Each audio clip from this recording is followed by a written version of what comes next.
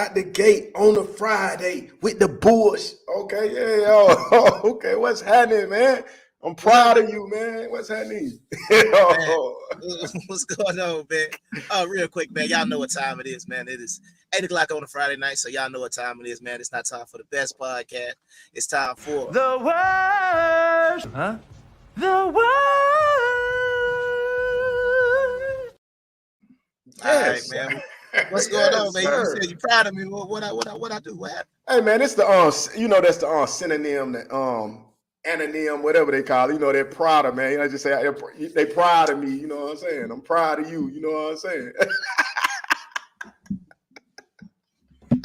Oh, you don't know? Okay, we got it. Then let's go. Man, I'm about to say, man, that's outside of my wheelhouse. I'm like, huh?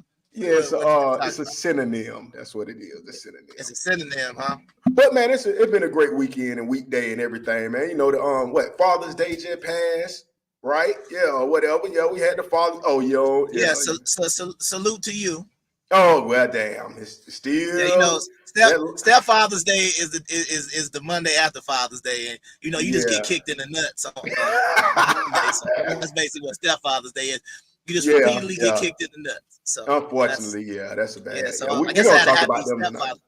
Yeah, I had a happy Stepfather's Day, so I just repeatedly got kicked in the nuts. Oh, okay, so, that's cool. That's cool. Yeah, that's great. Okay. How was your Father's Day, man? Did you get taken to Chick-fil-A on Sunday? Well, nah, I ain't get the free meal. I should have went up there, man. I don't even think they cooked for me or nothing, man. I was looking crazy. I'm just watching TV. I think I ordered some food and went and got my own tequila, man. You know what I'm saying? That's how they treat us these days, man. What kind of tequila was you drinking? Oh, I was on that rock. You know, that Dwayne Johnson. That's my favorite. That Dwayne Johnson Reposado. If you don't know that, Dwayne Johnson got that Terramana. For all y'all that like to drink on the budget, go get that rock, man. Hold on, I ain't too loud. Am I peaking? Nah, you good, man. You good. Oh, yeah. But y'all need to go get that Terramana, man. That The Rock Johnson with the eye. Jabroni. Yeah. Yeah, no, I can't do the eyebrow. Yeah, I can't. It's not looking crazy. Yeah. Hey, but look, before we even get to our introduction now, I want to goddamn hit the audience with something right quick, man. Hold on, whoa, it's moving too fast. Because also, fair use. We're gonna put that fair use up there before we get going. Put that fair use up there, okay? Because the situation is also this weekend on Father's Day, ain't it? The 20th, I think. You know, one of EMP, something you originated, my brother.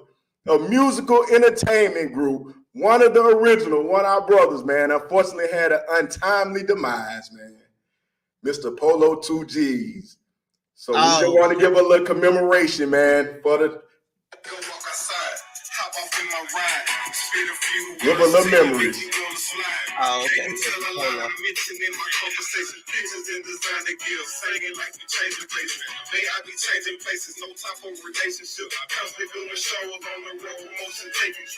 This not the latest whip. 60-something O's mode. Come from niggas trapping hard, shining with their phones gold.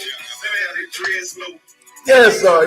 We had to give him one of them. Happy birthday, my boy, man. God damn, boy, you supposed to be here with us, boy. Oh, yeah. No doubt, man. Shout out to Polo 2Gs, man, and his family and everybody, man. Y'all know we knew him as Mark and everything, but you know he go by Polo, man. Yeah. Shout out to him, man. You know, man, he was, you know, them EMP days, but that's what we can do. We need to do some shows about the everlasting money and power.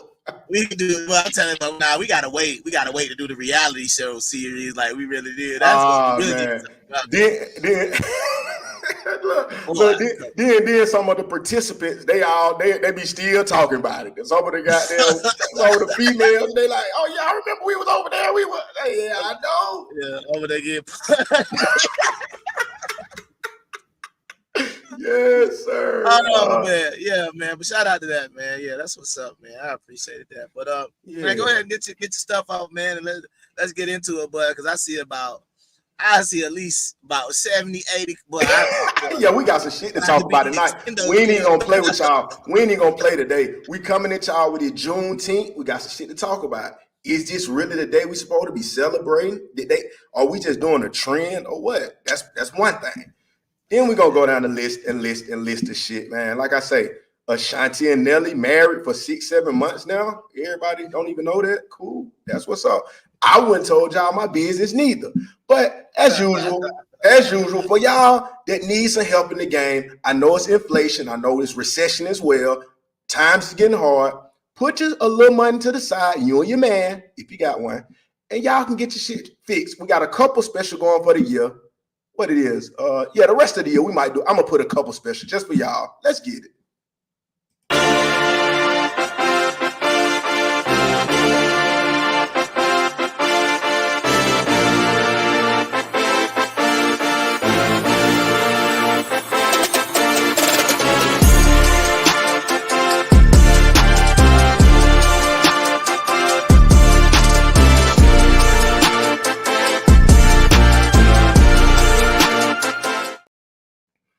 Okay, then. That's how you get fixed, man. www.boybirdie.com. That's all you got to do. One-stop shop, credit repair, sports betting, hauling, moving furniture, corporate offices, and sex tapes. Let's get it.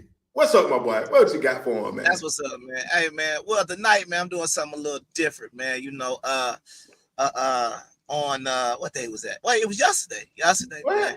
You don't yesterday, man. Oh man. Yeah, yesterday. Well, it was something that happened yesterday because yesterday, man, somebody tried to try me yesterday, man, when I was at the parking lot in the truck stop, man. And he almost made me break my streak since 8th grade. I ain't had to, use these hands since 8th grade, but he almost made me. He was like, nigga, you ain't did nothing since 8th grade. Nigga, what you talking about, nigga? So, I had to come out, man. I had to say, like, man, I know everybody be like, oh, that name and everything, but now I'm letting folks know it's serious, man. So I want to shout out grandmaster seafood, Jason Lau, man, straight out of Hong Kong, man. He in Atlanta right now, man. He the one who trained me, man. It ain't no game. Y'all can see, man, on the shirt right here, man. Oh, okay. Really done trained with this stuff about 4 or 5 years, man. And so, like I sasaid, the name ain't just a catchy name, man. I'm serious when it comes to these hands, stuff like that. But he almost made me cry because, he want to call people stupid, and he hopped out his truck. And I was like, well, shoot, I got time today. I hopped out my truck. Hold on. You going too fast, bro. You know this is the worst. This the worst podcast. And it's a Friday night. Niggas done stop their day, stop their night. We got to start giving it to them. So let me just set the scene a little bit. So you pull into a spot, right? Y'all. I'm trying to leave the truck stop, right? And I see another truck look like he's trying to bust a U-turn. So I just stopped to give him room to go ahead and bust a U-turn. Okay. Let's see what's happening. So I'm sitting there, so I just stopped to give him room. And all of a sudden, he turned and looked like, what? I'm like, hell wrong with this? I'm like, what's going on? So I'm just sitting there. So me, I was just like, you know how it is, like, it'd be like that instant second when you decide, like, oh, I'm just gonna go ahead and leave, or to be that instant second where you be like, I'm saying y'all just exchanging words through the window. No, because he said, he done got out the truck. He done got out the truck. That would not yet. He yelling and screaming like, go, stupid, go. I said, pop them brakes like, oh, I'm stupid now, right? I said, I bet. So I just sat back, man, and just sat there like this, and I'm just looking at him. He's like, ooh. Then he hopped out the truck, and I was like, yes, sir. He hopped out the truck, and he started walking towards my truck. So I said, boom, boy. Hold on. We need a description now. What's the description of this guy now? Okay, it's an older white dude, look like Groucho Marx, man. He looked like, you remember Humpty Dumpty? You remember the Humpty Dumpty with the fake nose and the mustache? That's what he looked like. He looked like straight up Groucho Marx, right? So he had to be in his 50s, 60s or whatnot. Yeah. So you already know, bruh, he came around his truck and he walking towards my truck. But I hopped out like a superhero, like, yeah, what's good? You know what I'm saying? Yeah, you know how they put their foot to the ground, like, hopped out that bit, like, hey, Miley, what's good? You know what I'm saying? Bruh, look. Man, he took off back to his truck and was like, no, sir. You just don't know. You just been on the Saul G show talking about that House of Dragons and shit. Man, come on, man. That's what I told him, man. Hey, they been watching the other show. They be like, oh, he a man of peace. But I was like, I was going to be a man of war that day. So I was like, what? I was ready for all of it. But I was like, nah, bro, you got to learn some respect. So all of a sudden, I hop out my truck. And I'm like, yeah, come make me move, bro. Come on, come make me move. He take off running back to his truck. then he go ahead and make the turn he already could have made because he can't drive. Yeah. I gave him plenty of room, but the bottom line is, bro, all he had to do to avoid any of this was just be like, "Oh, go ahead. He just was in a bad. He was just in a bad mood, bro. He just was in a bad mood. He was in a bad mood, but he almost lost his life. He looking for a sweet he almost lost his life playing around. Man. You know, because once again, if you didn't know who I was before, man, let my dog tell you who I am, man. And my brother, Kung Fu fighting, Kung Fu Hebrew. Ho, ho, ho, ho, ho. Ha! Ho, ho, ho, ho, ho. Ha! Stop! It's the motherfucking remix! Ho ho ho! Ho ho ho!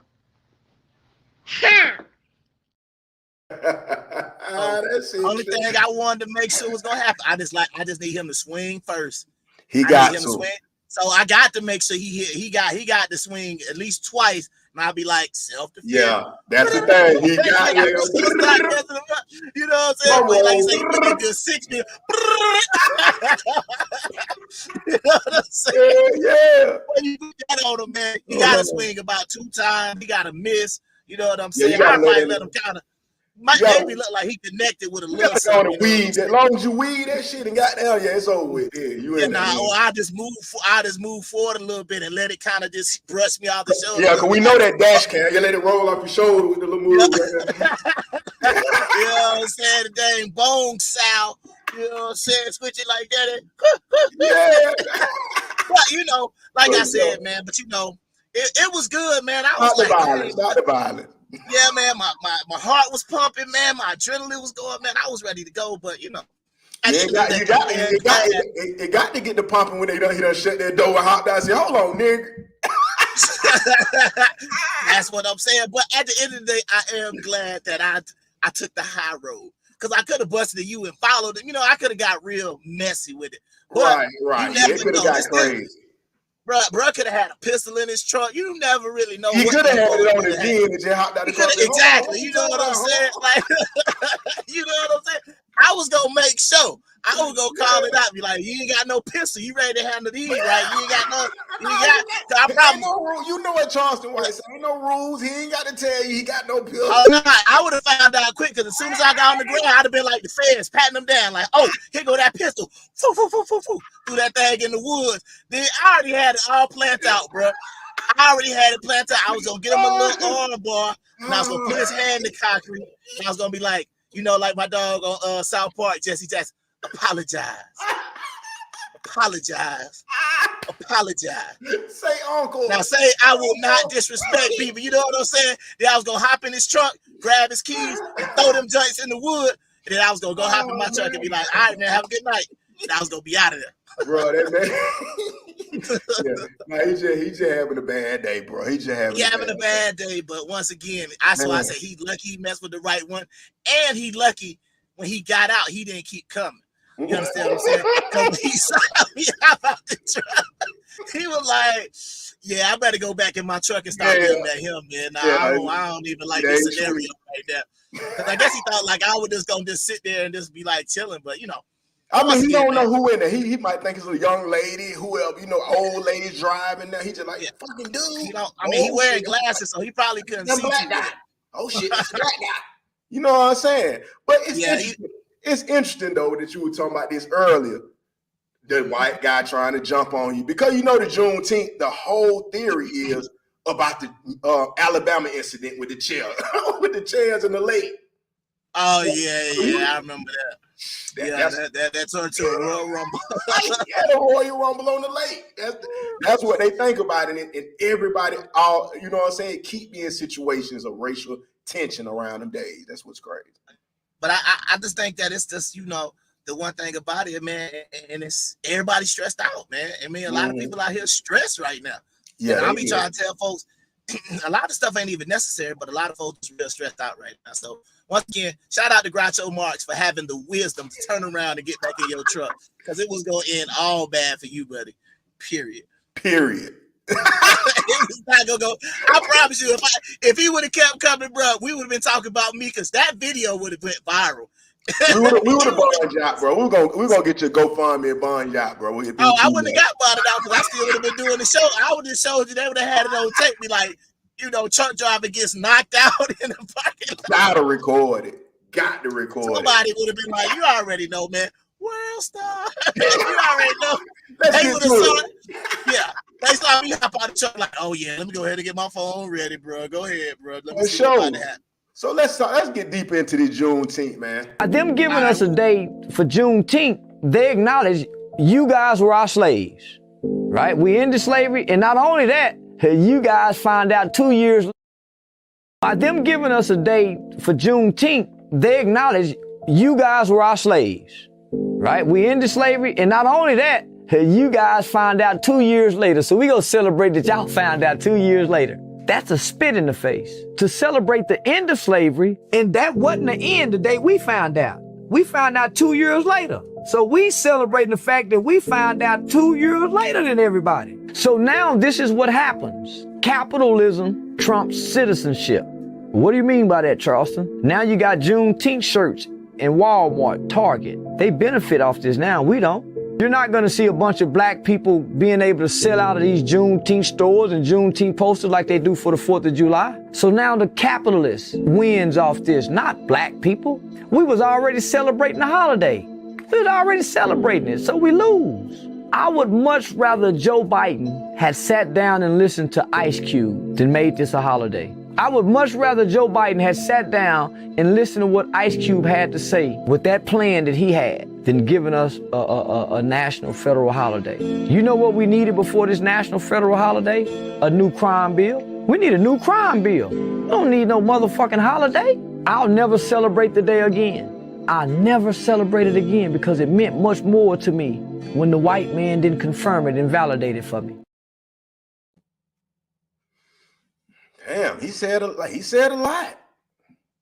Yeah, I'll let you speak first on it because Okay.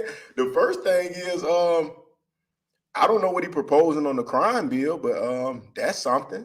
And damn, that shit was a lot. I wanted to talk about a few of the things in that motherfucker for real. God damn. Hold on, let him goddamn say that. Them giving us a date for Juneteenth, they acknowledge you guys were our slaves, right? We ended slavery, and not only that, you guys find out 2 years later. By them giving us a date for Juneteenth, they acknowledge you guys were our slaves, right? We ended slavery, and not only that, you guys find out 2 years later. So we gonna celebrate that y'all found out 2 years later. That's a spit in the face. To celebrate the end of slavery, and that wasn't the end the day we found out. We found out 2 years later. So we celebrating the fact that we found out 2 years later than everybody. So now this is what happens. Capitalism trumps citizenship. What do you mean by that, Charleston? Now you got Juneteenth shirts in Walmart, Target. They benefit off this now, we don't. You're not gonna see a bunch of black people being able to sell out of these Juneteenth stores and Juneteenth posters like they do for the 4th of July. So now the capitalist wins off this, not black people. We was already celebrating the holiday. We was already celebrating it, so we lose. I would much rather Joe Biden had sat down and listened to Ice Cube than made this a holiday. Okay, that's what I wanted to comment about, man. That's the thing, man.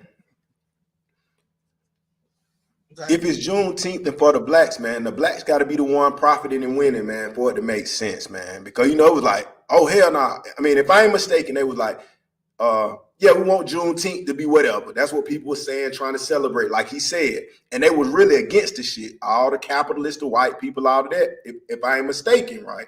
They was against it at first. Then they were like, hold on. We can put something together. Okay, we can get it with Walmart. It made sense to me. You know what I'm saying?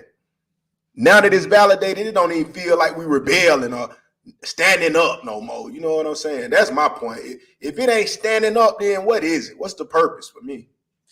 Well, it's a couple things about Juneteenth to me that's suspect. First of all, the history behind Juneteenth, right? The whole story don't make a lot of sense because what Charleston White is saying is when we found out, because this is the thing, right? What he's saying or what Juneteenth is based on is that when Abraham Lincoln gave the Emancipation Proclamation, that ended slavery, which it clearly did not. Right. So if they're going to say 2 years after they read basically the Emancipation Proclamation in Texas 2 years later, then to me, it don't really mean nothing because the war just ended a month earlier. So in my opinion, it made sense. They like to dramatize it and talk about the 2 years. But the war ended in April of 1865. So you think about, we ain't on the internet. We got the Pony Express, maybe. You know what I mean? It's gonna take time for messages to get places, right? Yeah. So if they're going to say that on June 19th, and I just found out it was a general by the name of Gordon Granger. He read Proclamation number 3 on June 19th, 1865. The point of it is still, because let me see, I think he read it in Galveston, Texas, right? Right. Let me make sure. Okay, so he read it in Galveston, which means, first of all, anybody ever been to Texas? It's huge. So it still took months and probably years for the whole of Texas to know it. Because I mean, I don't know when Dallas was formed, when Houston was formed, and all those different things. But if he said it in Galveston, it still didn't get it where it needed to get to on the 19th. So in my opinion, I think Juneteenth is honestly, it's a pointless holiday to me. Right. It's very pointless because what we celebrate. That's what I want people to say. And they say, well, we celebrating. We still wasn't free. You understand what I'm saying? Even on June 19th, because it said people had slaves up into the 1870s, bro. Man, look, let me I didn't cut you off, but let me say this while I'm thinking about this with you. Sure. It was even presented to me like this, bro. When it comes to the slavery and the way you putting it, like, man, that shit wasn't even, what is we talking about? You know what I'm saying? I'm coming off of supporting what you said. But what I heard is like, if we want to be technical, we could say we was in slavery through the pandemic. If you want to say, you were forced to do something. Whatever. But bottom line is, man, if you want to say, let's be honest, we can say we're in slavery right now. We know for sure we is in that now. I agree. That's what I'm saying. If you disagree, quit your job. If you disagree, quit your job. You'll see how quickly you in slavery, bro. Because you got to go to that job. You bound to a job. All of us are bound to a job. Well, money. Absolutely. So the whole thing about Juneteenth to me, and just the different parts of Juneteenth is we got to understand. When we was in school, heard nothing about it. I grew up in the church since the 80s. I was going to church for 18 years. My church never had a Juneteenth celebration, and we was right there off of Camilton Road in Southwest Atlanta. So you can't say it wasn't black enough. Yeah. I went to an HBCU. I went to Hampton University. Yeah. We never talked about Juneteenth. The summer in Virginia, we was over there going to what's the little the amusement park, King's Dominion. Okay. I thought y'all going to them goddamn them racing events. That's all I ever hear about, niggas racing cars and shit. But that's what I'm trying to say. So for the people who make it seem like you've been celebrating Juneteenth for an extended period of time, I just wish people would be honest. Right. You didn't start celebrating Juneteenth until you heard about it on Blackish. Just be honest. All on Blackish. That's when everybody you saw the episode of Blackish where they did the whole thing about what it meant and what it was and the traditions. Bro, like I said, go ahead. Bro, what is Blackish? Blackish is the show with Anthony Anderson when he married to his wife who's supposed to, you know what I'm saying? So what I'm saying is this, bro. People don't want to be honest about when they started celebrating. Like I said, my family from South Carolina, I would go up to South Carolina a lot during the summer. Nobody celebrated Juneteenth. They had a watermelon festival, but nobody celebrated Juneteenth. So then all of a sudden, I'm like, where did it come from? But once again, everybody gonna look for some reason to celebrate something, because the bottom line is, bro, it can't be no traditional thing with red velvet cake and strawberry soda. Like, come on, bro. They didn't even have that in 1865. You telling me we was making red velvet cake in the 1860s? I don't believe it. Yeah, that ain't gonna work. So that's just what I'm trying to say. Like, you know, with the St. Patrick's Day, they done had beer for at least 1,000 years, at least. You understand what I'm saying? I don't know if it was green, but we know they had beer for a long time. But you telling me a holiday based on a cake that we weren't making yet and a soda, Coca-Cola hadn't even invented yet, I don't think. Hold on. Hold on, wait a minute. You say it's because of a cake. That's what you're supposed to do. That's what you're supposed to do on Juneteenth. Okay, so Coca-Cola was started in 1886. So you telling me 21 years before Coke, we was drinking strawberry soda. That's what y'all telling me. Hold on. I'm lost on what's the point of what you're saying. Where did you get this strawberry soda and cake shit from? What's the? Because that is the traditions of. Hold on, watch this. I'm gonna pull it up. What? Traditions of Juneteenth. Oh, it's a whole tradition that go with this shit. Okay, I ain't know that. Okay, I got you. Bro, yeah, it's supposed to be red, the color. Here are some food traditions. But nah, this is YouTube. Let me see. It says, feast, eating red foods, eating good fortune foods, festivities. It's about a lot of red food. So it's talking about tables lined with hot links, watermelon, so it's like some red shit. Red is not even a color of positivity. Come on, man. I don't even know how they now you going into some more shit. It's red and now it's traditions and rituals. But see, that's what I'm saying. It's like they said it was announced in Galveston that over 250,000 people in Texas was free. But see, the point about the holiday is, what about all the people that were still in the South? They were still enslaved to the end of the war. Yeah. So it's like, I don't know what they talking about. They like, but they found out 2 years later. The Civil War didn't end until April 1865. So everybody in South Carolina, it wasn't like Lincoln just came and said, the emancipation, all men are created equal, or whatever he said. Right. And then boom, all the slave masters said, well, niggers. They agreed. Yeah, they didn't agree. Yeah, ain't everybody agree. Man. Go on to the north, man. Y'all are free because Lincoln said so. Yeah. Nobody's ever follow rules. They don't follow the speed limit. So come on, man. Right. So that's my point. So the whole tradition and what is being celebrated don't make no sense, because if you think about it, everybody in the South was still enslaved until the end of the war. And it still took time because they were still trying to hold on to their slaves. And you also got to remember, there were some slaves who did not want to be free. They wanted to stay enslaved.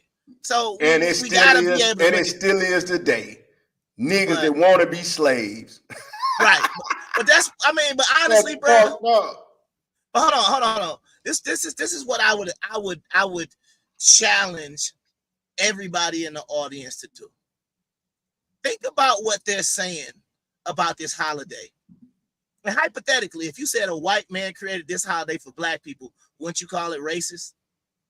I would. Eat fried chicken, red velvet cake, watermelon, hot links, strawberry Kool-Aid. You said strawberry soda, strawberry bullshit, man. Like you say, that jigaboo shit, man. That jigaboo shit. What's black people's favorite? Think about it, bro. What is black people's favorite flavor of Kool-Aid? Red, jigaboo red. With the red, come on, there's some with the clown mask on and the black face. But that's what I'm saying. So, jigaboo looking at me. And see, this is my whole point. I've had this conversation. I think I had it with my sisters, and all of us went to HBCUs: Savannah State, Tuskegee, and Fisk. I said, did y'all ever do anything with Juneteenth? Nope. Anybody in the audience knew? Hold on. But explain to the audience why you saying that though, because I'm catching on. What are you trying to say by saying the HBCUs didn't celebrate Juneteenth? If we wasn't talking about Juneteenth, they definitely ain't gonna be talking about it at Georgia Tech and UGA. If it ain't happening at the AU Center, just pull it up right now. AU Center, Morehouse, Spelman, Clark, Atlanta, 2003 Juneteenth celebration. Pull up a flyer. If you can do it, so be it. I'm just saying, I ain't never heard of this. We was in school the whole time. When summer let out, nobody was cooking out. We all grew it out for the 4th of July. but nobody was grilling 2 weeks before the 4th. Yeah. Never. Yeah. Never, bro. That's what I'm trying to say. Even when I had the greatest party that Douglas County has ever seen, nobody knew anything about Juneteenth. Yeah, it was great. It was a great party. It was the most epic party with no fights. Nobody died. Nobody got shot. Nothing magically got broken in the house. Most definitely. Nobody was at that party talking about, hey, bro, you should have waited and did Juneteenth. It was Juneteenth. Come on. You're right about that now. It's something to think about. It's something to think about. I don't remember the exact date, but that party was in June. Because it wasn't nothing to be talked about. You're right. Nobody talked to, man. Come on, man. Come on, man. So that's all I'm asking. That was like talking about Bitcoin. Yeah. Right. Anybody talking about, because I remember a young cat tried to put me on Bitcoin like 12 years ago. I was like, man, what's that little, but that sounded like Monopoly money. But then it turned out to be something, right? Yeah, for sure. I didn't know. But it would be hard for me to go back and say, yeah, bro, at the end of high school, bro, I was thinking about crypto. What? Hell nah. Bro, you was not same shit though. Same shit. That's what I'm saying. So as far as the Juneteenth stuff go, if you want to celebrate it, that's fine. But stop capping like it's been a family tradition in your stuff for years. It's just like the Harriet Tubman family, bro. Like, we know that's cap, bro. But I'm talking about when you say it like that, that's really crazy though, because people are that easily manipulated. That's what's crazy about it. You know what I'm saying? But what's to celebrate though? To celebrate that too. That's the even badder part. They celebrate something that ain't even nothing to celebrate. That's the point. To celebrate that Texas got the news. Because Massa said so. Massa created the whole rule, so let's do it. Jigaboo. Jigaboo. Jigaboo. Jigaboo. Come on, bro. This shit. Ah, man. Hey, but man. That's all I can say. I'm just saying, I just really wish somebody would really explain it. It's like I said, you know, we had the lady come on here and talk about a black woman. A black woman has discovered the newest element. Don't even know her name. She ain't celebrated. She not talked about. But y'all want to celebrate what? This holiday? This holiday they gave us, and it's cool. Don't get me wrong. I appreciate having it because it came right on time. Because that phone bill that I was supposed to pay on Wednesday slid right on the payday. So it was all good. You understand what I'm saying? I'm not complaining. What I am saying is, when y'all be, absolutely, flawless victory. When y'all be talking about Juneteenth like it's like a big deal, it's almost like, the way I look at it, it's like Kwanzaa. Yeah. Don't tell me you celebrate Kwanzaa like, oh, but my family been celebrating Kwanzaa since the 1800s.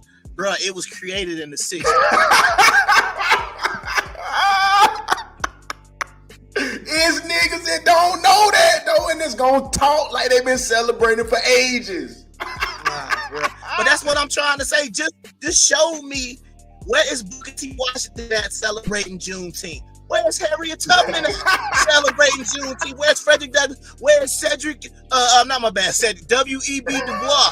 Where he at? Any other greats? Did Malcolm celebrate it? You don't see MLK? Like, go back. I need to go back and find out when the I Had a Dream speech was and see how close to Juneteenth that was, because he never mentioned it. 1960s. When did Martin Luther King mention Juneteenth? And you telling me he ain't have a pulse of the people? Well, since we mentioned Juneteenth, man, I'm trying to jump around. We got so much shit to go on and talk about. First of all, I want to say thank y'all to the new people pulling up. I see the numbers going up, man. I see them. It's just jumping from side to side. We brought all the people from Facebook and Instagram and TikTok. We're trying to bring them to the W.O.R.S.E podcast online on YouTube, to this channel. So I see y'all starting to pull in. It's all good. If you don't, we'll come later, share it with your people, whatever. We just trying to get it out there. We ain't tripping. The watch hours almost to where they need to be. Like I say, play that shit at night, man. When you going to sleep, turn the volume down while your man over there got that hit you. Y'all want to put that shit on the W.O.R.S.E podcast. Let that nigga got to tell him, Papi! Wait till you finish. Oh yeah, Kyle Boyce in the background might throw him out. We can say yes, sir, but then he might be like, oh, yes, sir. He might pipe up. He might start doing some new if he pipe up moves. the other side, be like, nah, we don't want that. Do the Dougie on her. Nah, don't do that. Don't do that. Yeah, wait till he finish and then cut it on. No like, Diddy. we don't want to break up no happy home because you might be looking at that TV and be like, well, the boy kind of handsome and he started, you know what I mean? A little extra juice. He be like, dang, he be like, that thing was extra juicy last night. What was going on? He was like, yeah, I was watching that worst podcast. Got that bitch on the TV screen right here. Put Bird in the background, Sean. I'm gonna flex up on her. She gonna get super wet. Last night, she was super geek. Yeah, but it's all good, man. Shout out to the people. That's what I was saying, though. Shout out to the people, man. Woo, boy, y'all got me turned up tonight. It's a good Friday, Father's Day and everything. But y'all need to, for one, hit the like button. Tell us where you from in the comments, because the best comments, most comments, man, I'm sending some money, man. Y'all ain't been getting shit. You got to get over 20 comments, you get some money sent. But hit that like button.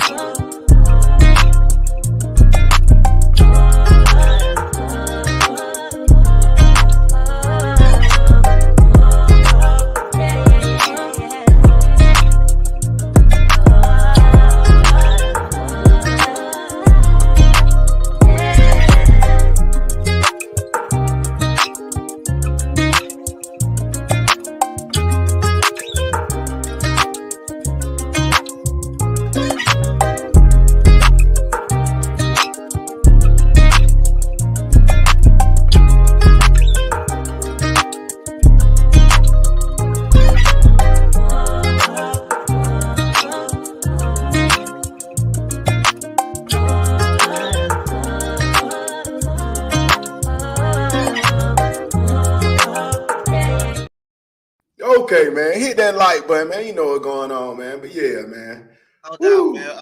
Well, it's a lot of stuff happening, man. What you wanna? I was gonna shoot to your boy, man. So we're just ending the Juneteenth talk. Something else that came across the timeline. We're talking about Juneteenth. It's your boy Marlon Wayans. We've been talking about the Wayans brothers. You said the funniest one was Damon. The funniest writer is Keenan. Yeah, it's the funniest one. Well, allegedly, it's about his. I think his son is a part of the GT community. Oh yeah, allegedly. Because then again, go ahead. I was just gonna say, but this is the thing I was talking about. He need to be in these photos. If you gonna be an ally with all this rainbow stuff, put your son in there too. You understand what I'm saying? So we be like, oh, we get it, because like you saying, now I get on the bird tip. Now this looked like humiliation ritual. Yeah. And all of a sudden he just got that comedy special that I talked about that was called Good Grief. What is called? Good Grief. Oh, okay, yeah. That like I said, I think it's about his mama. Yeah. I think his mama and stuff just died. And do you notice though? Every time it's a death or a comedy, or a special, you gotta do some gay shit. What's up with that, man? Well, you get a big break. I mean, like I said, shout out to what's my dog from the movie called the Book of Clarence. But they did have that boy in some lingerie. Oh yeah. Pantyhose. You know what I'm saying? The dude who played that movie, it's like same thing happened to Kane the Conqueror before that white girl ruined his career. That boy was in there looking sweet with a little big thing on, crossing his leg with some knee-high boots on. It's like brother, what's that? What's that, brother? It's like we done seen this too many times, man. It's like they'll take a suspect photo shoot and then all of a sudden they'll have some. So now what we should be looking for is like something. I mean, he lost his mama, but that was air. You know, it's more than just him, so we can't really, connect it. But you know what they say though? They say, how can we even judge him or get on him when he already done crossed the biggest line it is to cross? No, did it? Let me break it down like this. For one, we know that boy Sean was playing in the scary movie talking about some snap it. Snap the football. Oh, Damn it all. How you get it? That nigga thought he was finna hit the center. Yeah, he was standing there right beside the child, man. Hey, good practice, man. Yeah. Hey, good practice. I don't know. Yeah, did, you know, but what I was saying is them boy did white chicks. Yeah. They play actual women. White women. So Yeah. you know. I mean, but that's the whole thing though, man. It's like it's one of the situations where I ain't gonna lie, I still think the movie was funny. But It was funny as hell. I ain't gonna lie. it's like, but then it's almost like when you start seeing some of the other stuff they was doing, like I said, even that whole stuff in Scary Movie, like, yeah, Sean was doing way too much. Way too. Like it was just like, you know, and then at the end, it'll be like, bro, I ain't gay. It's like, what? All the gay stuff you did in this movie, come on, bro. Like, nah. But I always say, this is my whole thing, bro. If you do it in the support of your son, it should have been a double photo shoot. Because what is this saying? Like, this is my other question. What does this do? Right. If you in the GT community, what does this do for y'all? Do y'all feel like special? You know what I mean? Are we supposed to feel like the same way like black people supposed to feel if somebody put they put their profile picture as just black, like jet black? Well, that means something. It's like the number one thing of acceptance now. If you can't be a big mogul or nothing, if you don't accept this too, this got to be number one on the totem pole of respect next to God. This even overshadows God, and you gotta say that. Like, oh man, it's scary. But it's just like I said, it's just like the way I feel like with all of these groups. Like this will be my whole thing, bro. And I'm just trying. I'm gonna make it real simple. Right. Let's say, for example, my goldfish died, and I was on here talking about my goldfish dying. Right, my goldfish got hit by a car. Right. Right. And I'm on here talking about how tragic it was. So everybody said, you know, in support of Kung Fu Hebrew losing his goldfish, we're gonna put gold squares on our profile. Right. What does that do? It's just like, to me, when something happened in the city and they be like, oh, we Boston strong, we Phoenix strong, we LA strong, we this city strong. That means something to y'all. Y'all feel better when people say, oh, I'm so and so strong. They don't. I don't get it. It don't mean nothing to me. You can put a black square up and you still ain't doing nothing to help us, because what that black square do? It ain't putting no money in my pocket. It's just you trying to put yourself out there. All the people with the blue squares on their profile for Israel. What that mean? Them boys still over there getting lit up.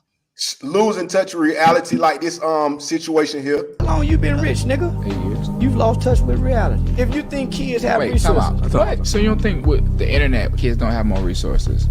You must ain't got no poor nigga cousin. Social media is a facade. You never see somebody on social media say, boy, these my last $2 right here. They go come show you when they got their 500. You never see nobody on social media say, man, here go the disconnect notice, man. I gotta pay these light bill by Friday. I'm 2 months behind. Social media show you the happy side. You look at the real statistics. Homie, nah, kids don't have a lot of resources. When you say more resources like what? You make resources. But how though? But how? When you look and see most kids aren't creating content, so how do they have resources? Well, I mean, it just depends on what you want to do in life. But how do you know what you want to do when you don't have a developed brain? You're talking about an undeveloped brain, and you're dealing with trauma and impoverished conditions. Your mama might be on drugs, your uncle might be molested, and your dad in prison. Those numbers are way bigger than what you think. Yeah, you lost touch with reality. Fuck you, bitch ass nigga. Nigga, I don't give a fuck about no dead ass rapper. When I just buried a 15-year-old kid talking like the dead rapper.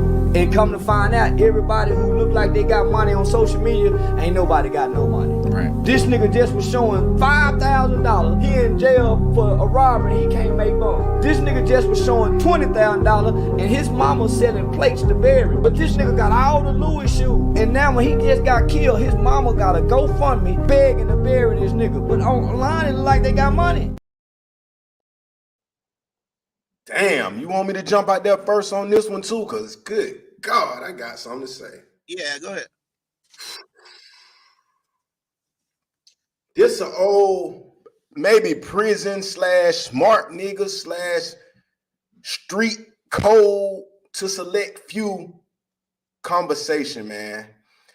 Or should I say a gospel, they say. That most, you don't find out who really got some money, man, until they do pass away and it's time to pay for their funeral, man. That's going to tell a lot about most people. All the lies, all the facade, all the story, and then they say they added social media to it. Now you adding social media on there with your rented cars and this and that and your house you ain't paid on. You know what I'm saying? It's like, damn, is money even... Dang, I mean, like, it's a double-edged sword. It's like, is it worth this or is it worth that? And also, because everybody chasing the men with all the money, only to come to find out that the man may not even have the money to bury himself. You know what I'm saying? And I want to say that even if you got bricks or fentanyl or all the good ganja, you know, no, allegedly. If you make, I'm saying 9 times out of 10, you got a plug. You get fronted some, or you know what I'm saying, or this on the face, you done paid this, you getting that. When a nigga really getting some, you know what I'm saying? So if you get caught in the middle of that reel and you can't pay for a $10,000 funeral for yourself, damn. And you driving Lamborghinis though every day. You got everything on the street. Do you really got some? Yeah, I think that's the problem with social media. It's everybody is trying to compete with the next person instead of just being, you know, but at the end of the day, I'll be honest, that people don't want to see that. They don't want to see the honesty. They want to, it's like they want you to put on. You understand what I'm saying? Because like the women, they'll go on social media and they'll say, oh, this girl got 1 million followers, BBL, fake body, lashes, a lot of makeup, fake hair, and say, oh, I got to look like that. But the whole thing that I always ask is, you have to understand and think about what is your purpose for even being on social media in the first place. You understand what I'm saying? Because like people who do podcasts want to talk about different scenarios, subjects, stuff like that. That's one thing. But when it comes to like the women and the Instagram and the models, like what I'm saying is, I have never been on social media, looked at a guy and said, oh, I gotta be like him to get women. Or I gotta be like him. I gotta dress like him. I gotta shave my beard. If it's beard and he ain't got no beard, okay, I gotta shave my beard off. Oh, how you gotta say? Oh, he got a low cut. Okay, I gotta cut my hair off. Right. You don't necessarily do that, but it's like monkey see, monkey do. So all you need to do is put on like you got something that you don't to get people, because that's what they want to see. They're not going to listen to you if they don't feel like, oh, you ain't got as much money as bruh, so I ain't gonna listen to you. Yeah, I mean, cause look, have you ever seen a post where a motherfucker like, and I mean, I don't know if it's like without the scam involved or something. It's really just like, damn, man, got to pay my last bill today. I mean, I have $2 in my bank account tomorrow, y'all. Shit, damn. Yeah, I mean, you never see that side. I mean, this song is just going debt broke, and they can't even help it. They're like, my fucking car's repoed. They're crying on. Now, I have seen a few of those. Yeah. So I don't know, but we know go ahead. But that's just what I'm trying to say. I just feel like when it comes to all of this putting on for social media and stuff like that, at the end of the day, it's not doing nobody no good. Because like, man, we could put on like whatever. We could have strippers come in and give us drinks and do all the other. It ain't gonna mean nothing if we making 25 cents from monetization. You see what I'm saying? Like, it's like we gonna be spending more money to not make no money online. It don't really make no sense. Yeah, it don't make no sense. And like you said, it's not getting nobody nowhere, man. Because when the reality is, like he said, and I just was exaggerating it, but I want to emphasize what he said. Bro, it's a lot of niggas that's around niggas and they had people and partners die or pass away or untimely, whatever they want you to say on YouTube, unalived or whatever. Bro, and they get there and you thought they had all this bread. And them niggas might ain't got $10,000 out of them, they mama, they cousin, they cannot even bury the person, bro. Yeah, well, I'm like, bro, and then you will be, and what I'm saying is like, it's gonna lead to some more stuff we got going on tonight. But it's crazy when the facade is tricking you, like you said, monkey see, monkey do, even to who you date. And that's when they don't. This is why they don't. Man, we got a lot to talk about, but that's why they don't. My bad. You don't even understand how bad it is, though. You understand how bad it is, bro? It's this bad now, bro. Check this out.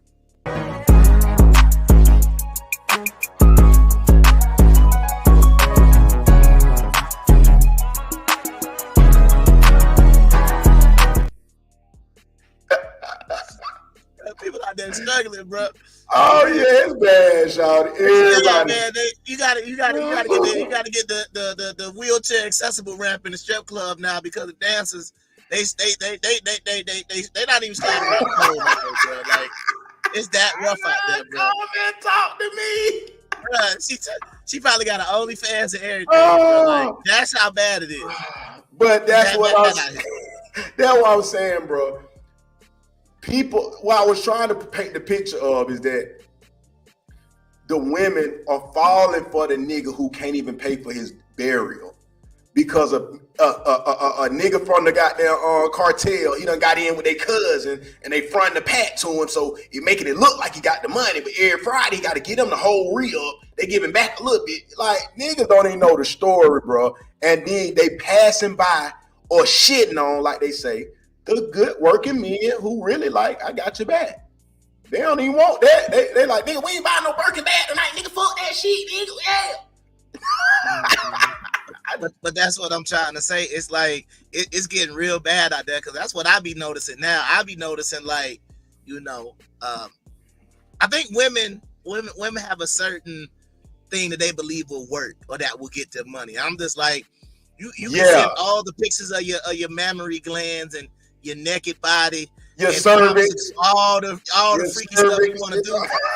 But I'm just sitting there looking at it like, so I'm gonna leave my wives for this. I'm blocked. Because it's so bad out there. Like, they desperate, Brucky. You know what I mean? Hey, next time you in town, but I hook you up. I serve you when you come back through, man. Can you just I need $150. I beg your pardon. I beg your pardon. Hey, man, $150 to keep my life bill on Kung Fu Hebrew, please, man. I do whatever you ask me, man. What? Come on, man. It's rough out there, man. But that's what I keep trying to say. It's like, but people are willing to do anything just to try to survive, and that's why I was trying to say, I highly doubt that I had to be your first option or your only option to help you out of that situation. You understand what I'm saying? Because you should be able to look back over your life and realize you probably had somebody who would have been there to support you, and you probably blew it. Every time, because like we said, you're looking for the glitz and glamour. And another point I caught from what you said, it's to the point that everyday regular girls who should be mothers, family. I'm looking at them online, bro. I'm like, damn, that's a wholesome little girl, man. A little woman, 25. She should be in someone's home with a nice husband that works. I can just see it. She looks like a plain Jane. Yeah. That's why I say like a younger girl, 25. I'm like, I can see it. She need a family. She could start a family. I see it. Her and a little young guy, I see it. But she on the bitch naked with her titties out to my, with gold teeth to my shit. Cuz, I'm telling you, cuz, shit. I'm like, bruh. This that's what I be, but see, that's what I be sitting there saying. I be sitting there like, bro, I be like, you know what I mean? I be like, yo, look what somebody sent me today. I tell them, we be laughing at it because it's like they so desperate to try to take your spot, but also, don't take for granted the fact that I ain't gonna deal with them to mean that you can slack up. That ain't what that means. That just need to let you know, like, hey, it's people trying to take your spot. You need to be a little bit more aggressive with your position. Oh, you gotta be. I mean, that's both ways, man. I want to shoot that out there. If you got somebody, man, you got to be aggressive, man. There's competition out here. Folks gonna slide in. Sometimes people don't run across the opportunity, but hey, the right opportunity to come across and somebody know how to satisfy all them needs and wants, man, it's over with for the woman and the man. So both people put 150% effort, man. I'm telling you, or let that person go on about their life till they can run into somebody that's gonna give them 150%, man. Straight up. Because people is being real bold. I saw a Facebook post today that said you didn't want to take care of your man, and all it took was a little sloppy toppy and some fried chicken, and now he over here with me. So you can keep taking your man for granted, but I promise you he gonna be over here with me if you keep playing. Like, they getting bold with like trying to take somebody man because they situation that bad. They'll do anything to try to take your spot. No, go ahead. I understand, but I don't think the women realize like what it is. But somebody be like, "Oh, but if y'all slack up, they'll do the same." Yeah, they can. And in that sense, since you say that, maybe they will. Like this, would y'all give up $50,000 monthly alimony to marry a new partner like Shawnee O'Neal? That's the boy they say, Keon Richardson. Where did that nigga come from? He the host of single. That nigga the host of goddamn marriage boot camp, ain't he? I don't know who this is, man. Who is Keon Henderson? Keon Henderson, Keion, I think. But they say that Shawnee O'Neal gave up $50K a month in alimony to marry Keon Henderson. He's an internet personality and best-selling author. He's the founder. He's Married at First Sight. Nah, he's the founder of one of America's fastest-growing churches. Oh shit. Another pastor. Oh man. Another pastor that took the girl after this playing the stepdaddy. This is the new I would even ask, why would he be what makes his church so, but hold on, let's see how many churches he had. The Lighthouse Church is now grown to now encompass 5 rapidly expanding campuses in Houston, Texas, in the north. Damn. He in Houston, bro. I mean, but what's the setup of that? We know that Houston is the little scene now, and that's why she did it, probably because of the scene, I guess. I'm like, but what I'm thinking is that, what's his position in that shit? Because I understand love is blind, but damn, you come behind Big Shaq, all the money, all the goddamn cars, I mean, like, I don't know. Even the damage of 5-6 kids from him, and hey, I'm like, goddamn, that's love. I mean, this is my thing with the whole situation. I'm not gonna say, because the way the question was worded was, would you give up? And she gave up the money. She gave up the money. And my point is, no, I would. Why would I? Why would I give up the money? We could just be together. Yeah, that's what they say. They could just be friends. We ain't gotta do that. Yeah, we ain't gotta get married. We could just be in a relationship. But that's true love. She said, I don't want his money. I want to be in love with Keon. And prove it to Keon. So I'm gonna give her some bonuses for that. Check her. She said, nigga, I give it. I don't even want the money. I just want Keon. She didn't want it she didn't want the money until she found Keon. Now that's cool. She was taking the money up until she found Keon. I'm willing to bet that she know Keon. I said, look, why you ain't gonna be able to take that bread. I'll fuck with your heart now. Oh, you gotta get it, but he can't get no bread. Even though that ain't player, because I'm talking about break that nigga. If it's me, let's get it. We gonna eat. We finna flip that nigga shit. But that's what I'm saying. Like, but what I'm saying is, and this is just me personally, and it's one of those things where, like, when you an NBA wife, NFL wife, you got a high profile person that you dealing with. As a man, I wouldn't even want to deal with that, because I'd be like, you know what I mean? Like, bro, we sitting there chilling and everything, and it's like, hey, baby, let's watch the playoffs. Hey,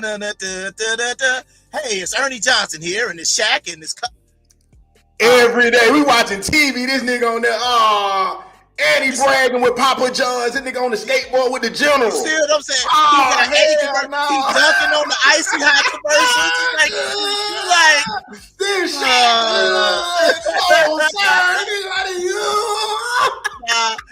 Go to the general, save online. It's like, that nigga to call with the general, bro. Come on, man. I don't want to see that. I can't even watch TV. This nigga on here. Nah, I'm not doing it. But that's what I'm trying to say. If you can say I'm insecure, I'll say fine. I do not want to see because it's like I said, everybody know they girl got an ex. It's another thing where everybody know her ex and you can physically see him all the time. Yeah, that's tough now. For them, That one is if tough. we gonna take that 50 a month now, if we gonna strategize with that 50K a month, I might can do it. Yeah, no, because like this what happened, man. When I was in college, right? This is what happened to me in college, and it was something that I never needed to know. So Right. the girl that I was dating in college, right? You know, man, my first or whatnot, right? So we was cool, and I ain't gonna lie, I probably would have married the girl, man. But I was so insecure at the time, man. It messed me up because I don't even know how we got on this conversation, and it wasn't like the person I'm about to name, the celebrity. It wasn't like he just huge. You understand what I'm saying? But it was just like, oh man. So now every time I hear that song, now I gotta, oh man. So she was just like, you know, I don't know if this is relevant, but you know, I had dated Jay Holiday in high school. Yeah. And it's change it to the Victoria's Secret girl that I like. I was like, is he talking about her? Yeah. Maybe. He really didn't have. I mean, it wasn't like she dated Chris Brown, right? Chris Brown would have been a holder, but it's like he had one hit pretty much. But every time that song came on, I'm just like, hey, boy, it be like that sometimes. Cause now I say you're gonna see Shaq all day, every day, man. That just ain't it. But I ain't want to cut you short, but it's an hour. You know what time it is, man. Hit your slogan with your the bistro. How we promote? No doubt. Yeah, because you can tell Sammy is starting to act up, so I'm gonna have to just Yeah, but y'all know the first hour is brought to you by Southern Views and Bistro. You can order on DoorDash, Uber Eats, or on their online. Go check them out down there off of Noah's Ark Road in Jonesboro.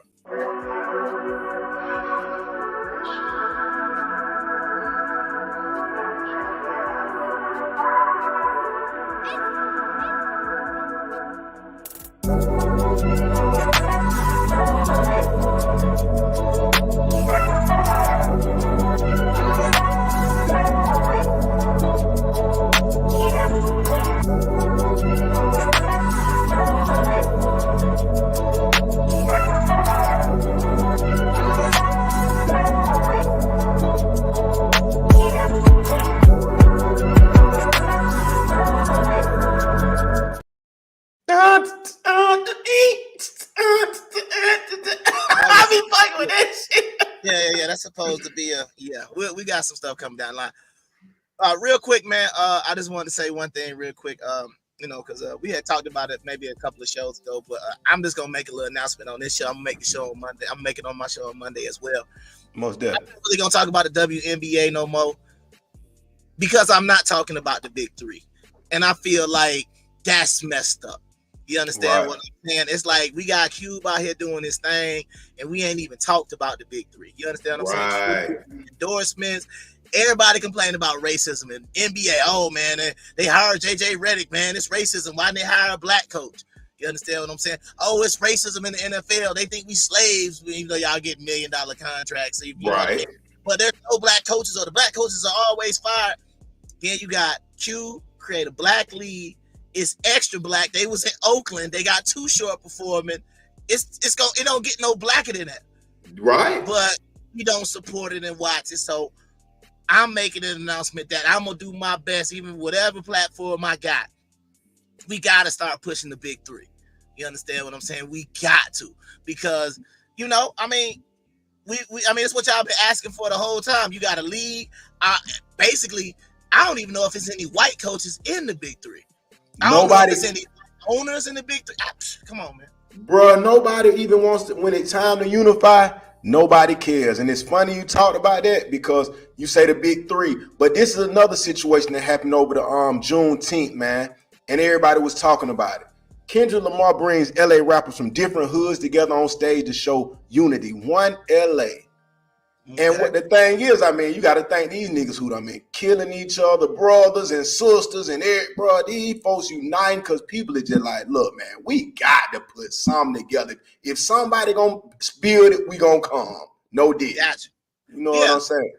And that's what I think is a good thing. But I just feel like this is my thing, and this is my biggest gripe with black people. Y'all complain, and then somebody give you what you asked for, and then you don't support it. It's just like you would just rather not have the solution and just keep complaining. You understand what I'm saying? And that's the problem that I have, and that's why I be like, oh well, you know, but Cube tried to. I don't want to hear none of that, man. If y'all gonna try to make it seem like Ice Cube ain't been somewhat of a revolutionary during his life, I don't really know what to tell you. Ever since he was with NWA, like people don't understand the revolution. That's the problem. People don't even understand it. Right, but then it's like if you look at Ice Cube, he got his son, you know, making movies and stuff like that. So far, I ain't seen his son in a dress. You understand what I'm saying? He looked like he be doing some pretty decent little action, whatever. But we ain't never heard about Ice Cube. He ain't got no babies on the side. We don't hear about no other women. Not to say that he probably won't smash no other women or whatever, but we don't hear about it. They not coming to the forefront and be like, yeah, you know, when Kareem Stevens came out, Ice Cube wasn't in that book. I mean, but you right about that. But she had Big Papa in there who they said was LL. Didn't want to say his name with their wife. But wait, my bad, LL. My bad, bro. My bad, cool. My bad, cool. That's all good, man. He's still white. But hey, I wanted to say something too, though. You said about we were talking about unity. Mm-hmm. This is how insane. I want to ask you this or add you to this conversation. Sure. Being a man that hasn't, well, you know, often I compare the military to prisons sometimes or whatever, the army to the prisons. But, okay, the prisons, you cannot get out. You cannot leave unless you revolt, right? We've been talking about revolution. For people that don't know, revolt is the sub of revolution. Revolt. Goddamn. Okay, so that means go against.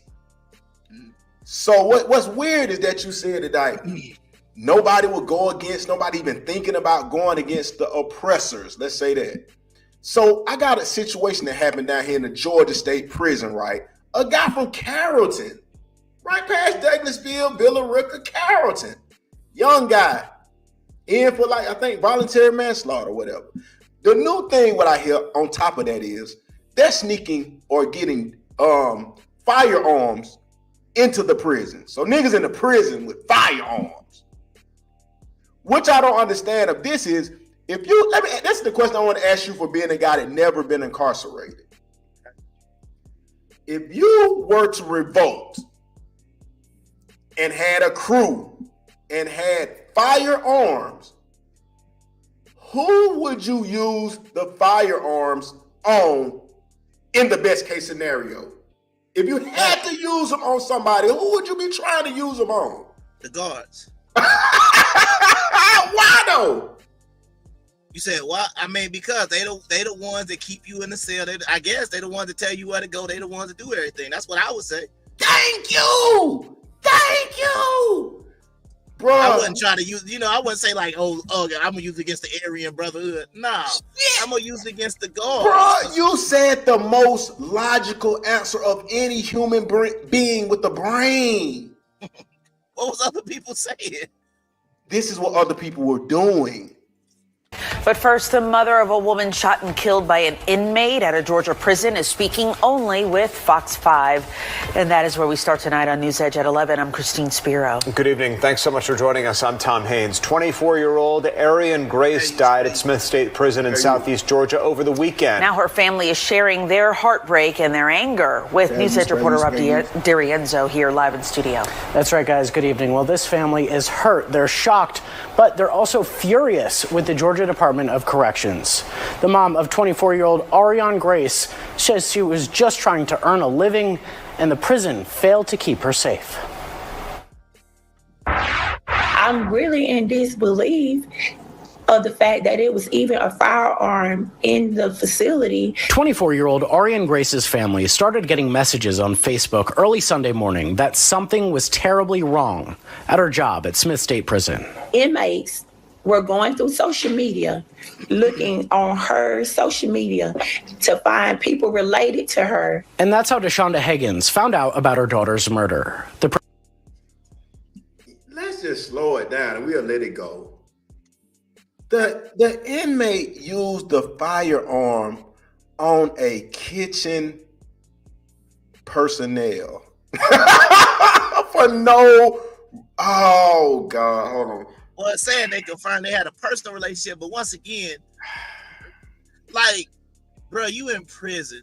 I'm sorry, I don't even care if y'all was. I mean, what was the extent of y'all relationship? Maybe y'all was going into the freezer and getting a kiss here and there. You know what I mean? He might have gave you a couple of strokes and yeah, you might get you a few strokes here and there, but I mean, what was going on that you would feel this strong that you said, "Oh, she got to die," based on whatever y'all relationship could have been while you was in prison? Because I'm assuming I don't know. I ain't heard the story. I'm hearing it the first time, y'all. I'm assuming this relationship started after he was already in prison, and this isn't somebody he knew before. Right. I mean, because there's two parts of what I was saying. Because, like you said, then you just dating the woman or whatever. Take it for what it is, nigga. Be happy you got that. Boy, that's number one. But then on number two is that, however you got possession of a firearm, boy, you thought the first thing was worrying about some tender dick shit. You ain't even thinking about getting out and getting all these niggas out the way and getting out. And you, from the story, bro, he shoots himself as well, bro. Bro, you made as well go out in a blaze of glory against the guards and get out of jail. Why are you trying to stay in jail? That's how fucked up our brains is, bro. Yeah, I don't get it. It's like you shot her. It's just like it's like once again, I'm just speaking for movies and TV shows. Bro, did you have to shoot her? You know what I mean? Don't y'all got? I mean, we see it on TV. Don't y'all got shanks and shivs and look? Yeah. I mean, no disrespect. She is a woman, bro. You couldn't just choke her out or something like that, bro. You had to get a gun smuggled into the prison so you could take her out and then take yourself. Like, it's weird. Like, this whole story is crazy.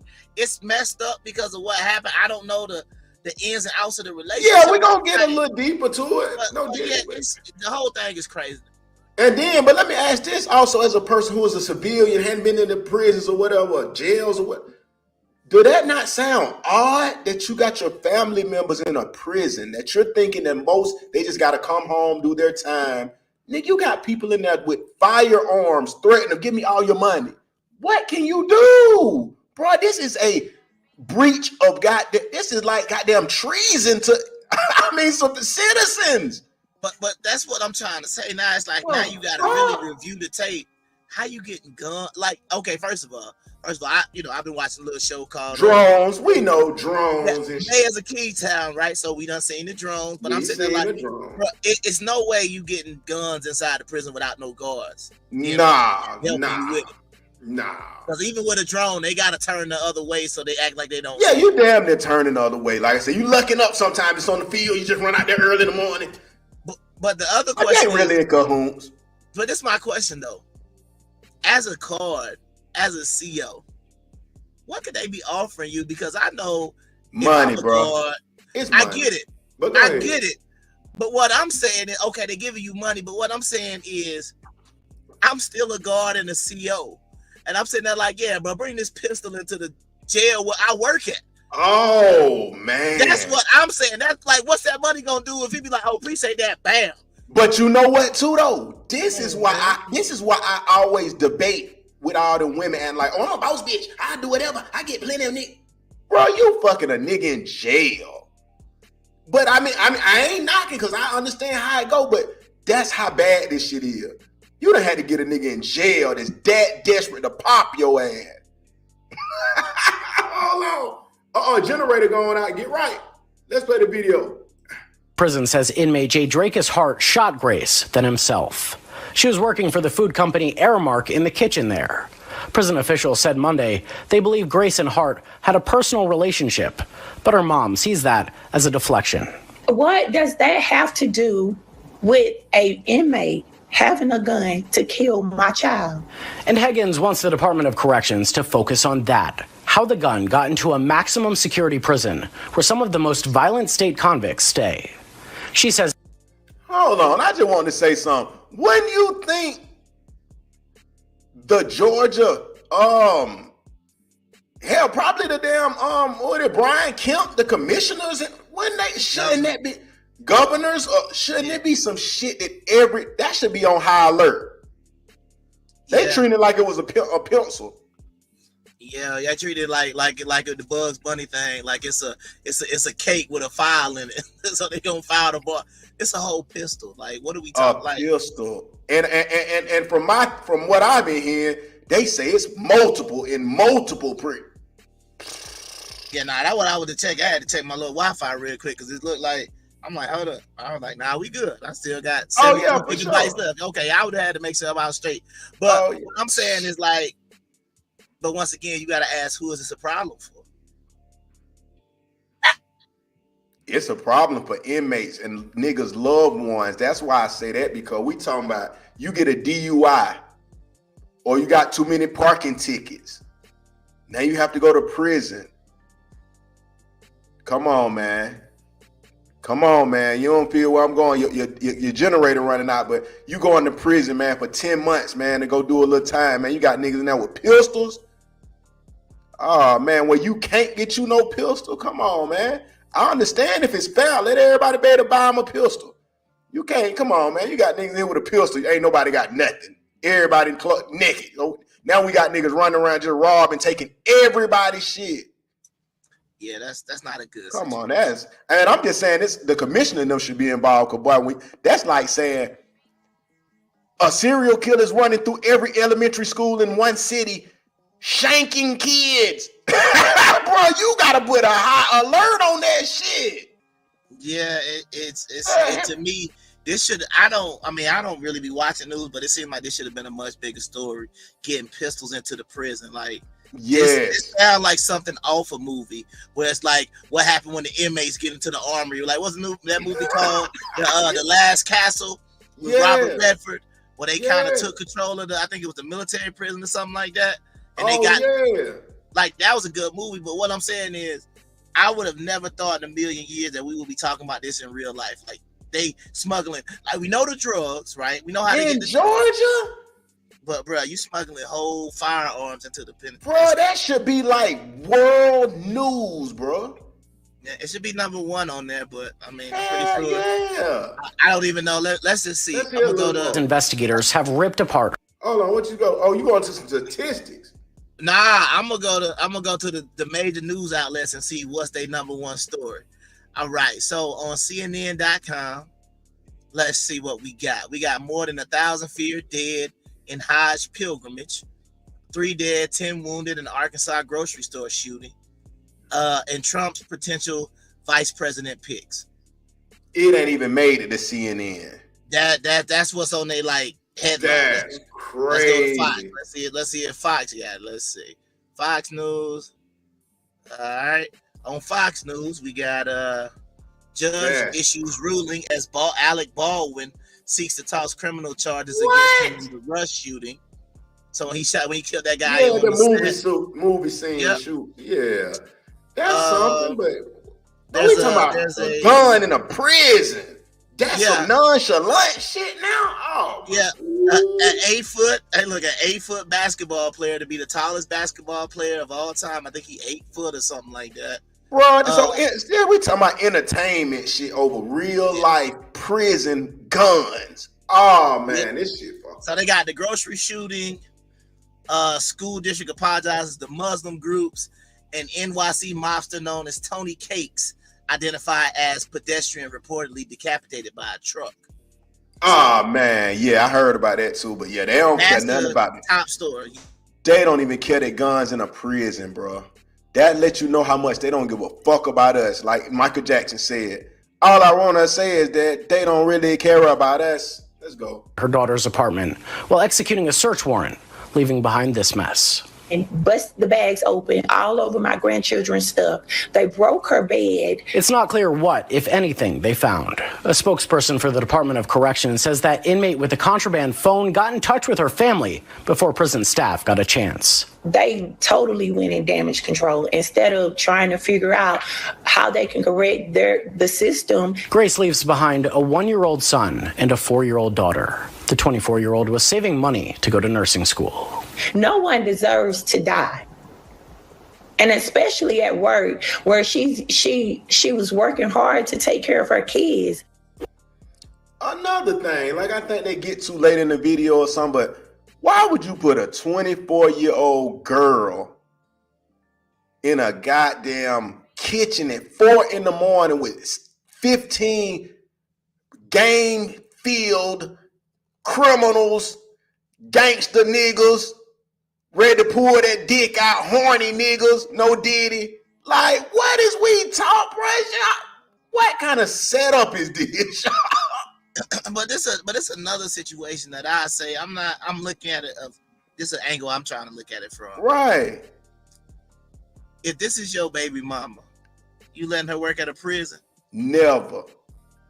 But that's how people rocking though. These hoes doing that independent shit. They paying good. It's the one.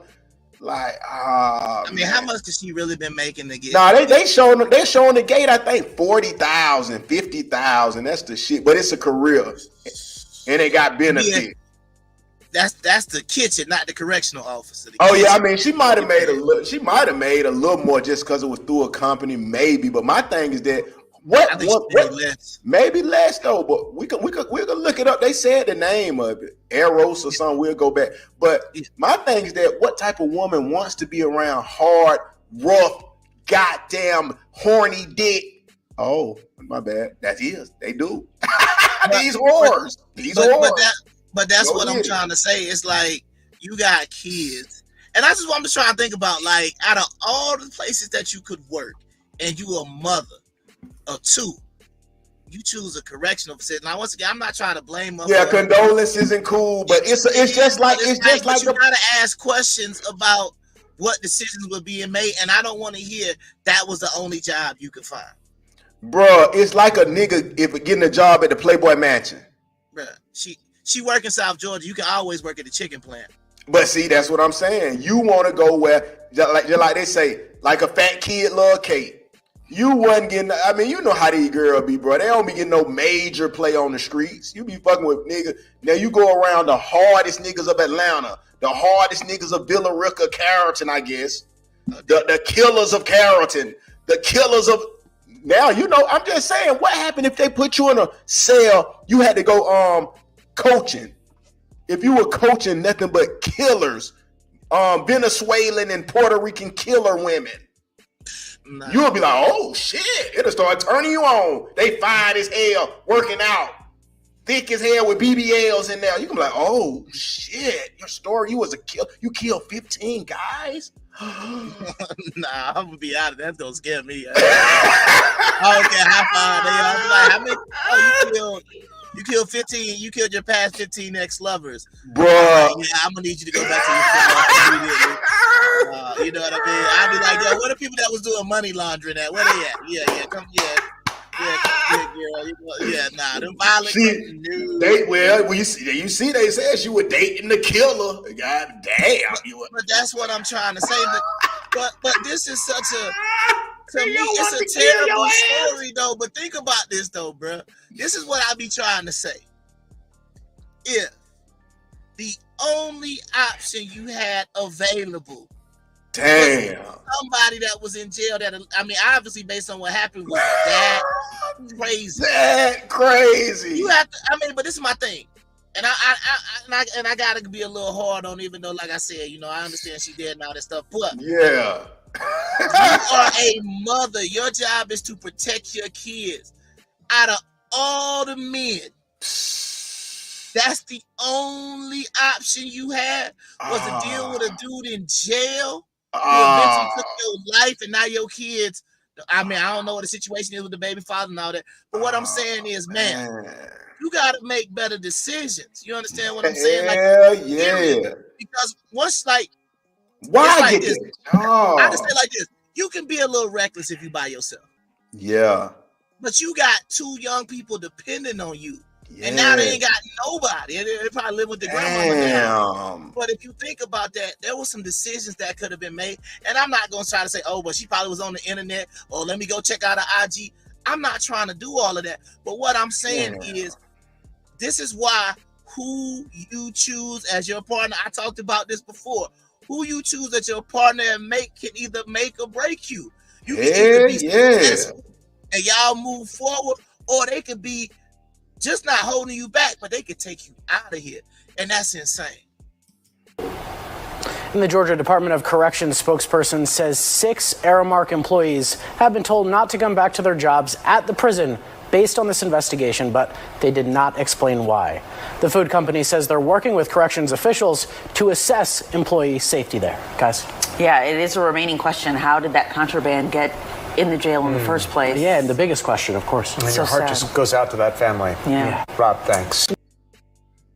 Okay, let me see. Here we go. So I'm looking at it, bro. Aramark salaries in Georgia, bro. That shit saying associate or something. I mean, it's what you see, but I see one I'm saying like 20 warehouse clerk, $28 an hour showing on Indeed. Yeah, I see $7.25 to $28.10 an hour. That's Pennsylvania. But yeah, so in Pennsylvania they getting paid $15.68. So I'm saying, I bet in Georgia, let me see. It's saying Georgia. Let me see how much does Aramark pay food service workers. Yeah, people been looking it up. The manager is 46 to 65. Oh, it's saying Aramark food service worker hourly pay in Georgia is approximately $14. Come on, Popeyes, man. Come on, bro. You wanted to get the most for your buck, man. You wanted to go down there and see all them goddamn dicks, man. Yeah, it say right here the average Come on, man. It is right here. The average food service worker base salary at Aramark is $15 per hour. That's in Atlanta. So this is in South Georgia. So it was probably less than that. Probably $12, $13, man. Come on, man. That's why I said, but that's why they were going, cause nigga come in there with $1,500. Hey, baby, goddamn, you my girl. Shout out, we goddamn, we don't bust a move. Whatever, you know, I'm just talking shit. Whatever they saying. Well, I got $1,500. I see $3,000, baby. It pandemic time. Oh man. So let's speculate. Do you think she brought the pistol?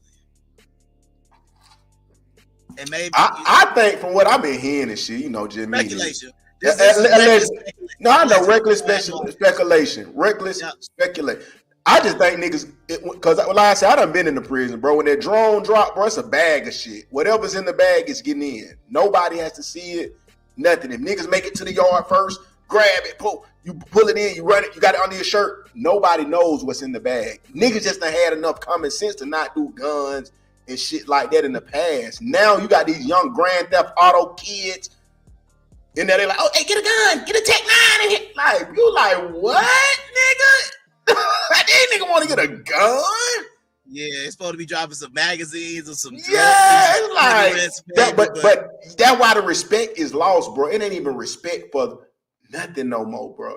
You used to know, okay, I won't even just shoot a nigga or something right in front of 12. I'm just gonna hold him. The kids with him, bro. The kids with him. They doing shit now. The kids, boom, boom, with the kid. You like, oh man, what is you doing? That's what I'm saying. I mean, I just feel like I said, I feel like all codes, it's no, like I said, bro, we be talking about this for about the past. Shoot, since we started the show, it's just no rules no more. It's no rules. It's no respect. We don't respect the elders. We don't respect anything. It's about any way I can get it. Whoever I got to kill, murder, steal, rob, cheat, fraud, scam. Yep. And like they say, what make you feel good, male or female, whatever make them feel good, they doing it. They don't even care. Fuck the law. Accept unity. They won't stick together and do it though. Nah, man, they don't. But that's just my whole point, man. A story like this, like I said, it really seemed like what I be talking about on Monday, which is a whole bunch of Star Wars, This seemed like I'm talking about a TV show, but this is real life. Yeah, and this is scary, man. Mm-hmm. But it's a lot to go into, man. I want to jump into this because we talked and you just drugged me and everything. But I want to put this out here. We said 18 championships, and I put this out early that morning. Everybody know on my Instagram, they were like, oh shit, this can't be true. I put this out before the game on Monday. Oh man, come on. Celtics will win the 18th finals exactly 18 weeks after Bill Russell's birthday. He didn't even include the 18-point win of game 1.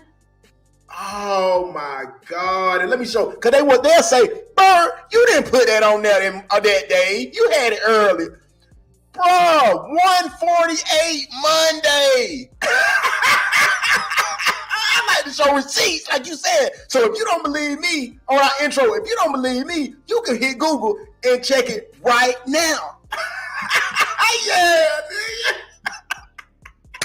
numbers don't lie, bro. Man, oh my God! But this is my point, right? See, now you can say that, but the 18-point win is different. I would say that much. That was different. It's different. It's different. Now the 18, if you want to say all that with the numbers and all that stuff, perfectly fine. But what I'm saying is, when it started to come to all these numbers and everything being scripted, I can't.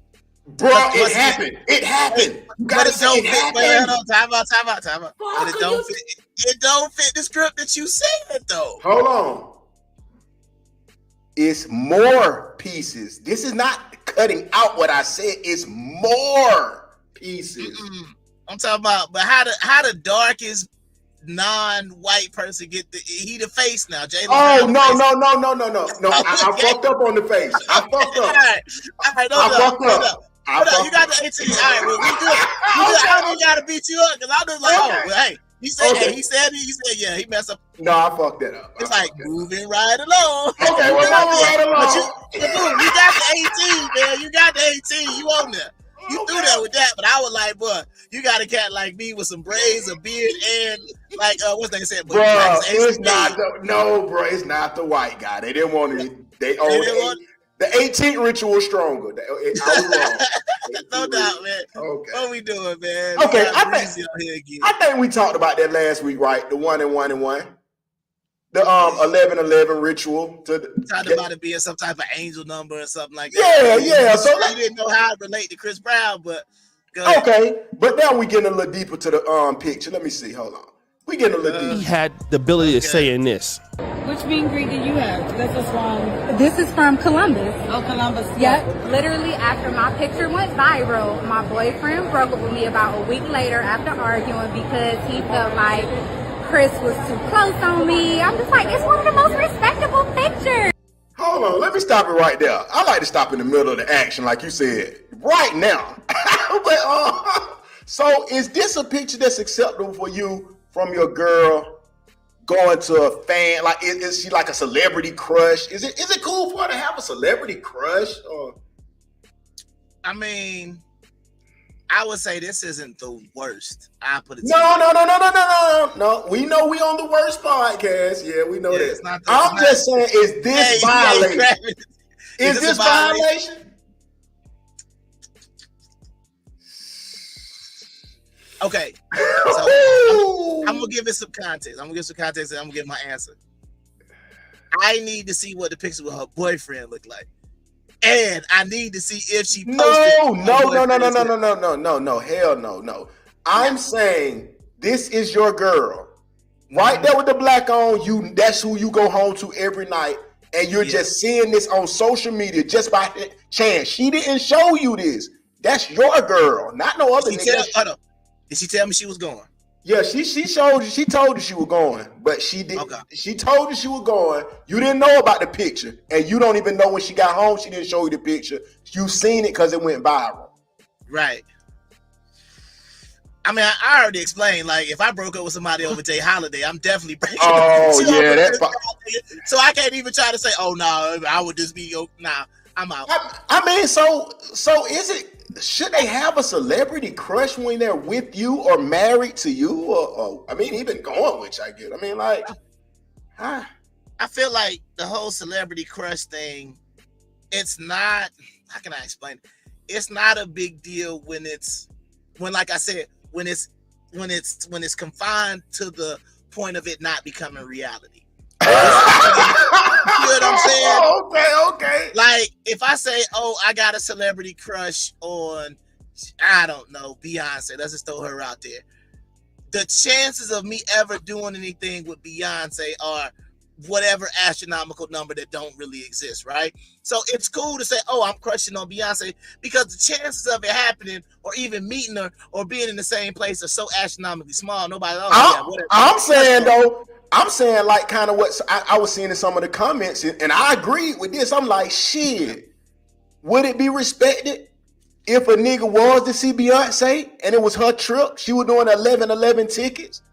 Or let's say Bernice Burgos doing 11-11 tickets, and the nigga got on them great hoochie daddy shorts, and she just bent over to the T with that thing mounted up with her hands on the ground. I'm saying you just sitting there like this with your leg busted over. I'm talking about when they got there when you just lift that thing up, no diddy, and you sitting on her butt cheeks, and you just got there, and you like this in the picture. Is the girl gonna be cool with that? Nah, but that's what I'm trying to say. To me, all of these things, like it's we already know that they got to pay over $1,000 to do this. So to me, that's gonna always be the problem. You understand what I'm saying? Because I mean, like I done had some bad run-ins. A girl that I was dating before, you know, man, I swear I love this girl, man. Damn. She told me she was at a Mario concert and he called her on stage and sang to her. She started crying, and I was like, "What? Oh, she's Mario?" But you didn't. You know, but when I'm trying to show you some love, that's Oh yeah, she was trying to replace you with a temporary Mario at the braids and the. But nah, this is about 15 years ago, so I had the low cut back then. But what I'm saying is, right? But this is my point, though. Yeah. What I'm trying to say is, and it go back to that emotion that you see, regardless of whether I had a celebrity crush on anybody, I can't react to somebody.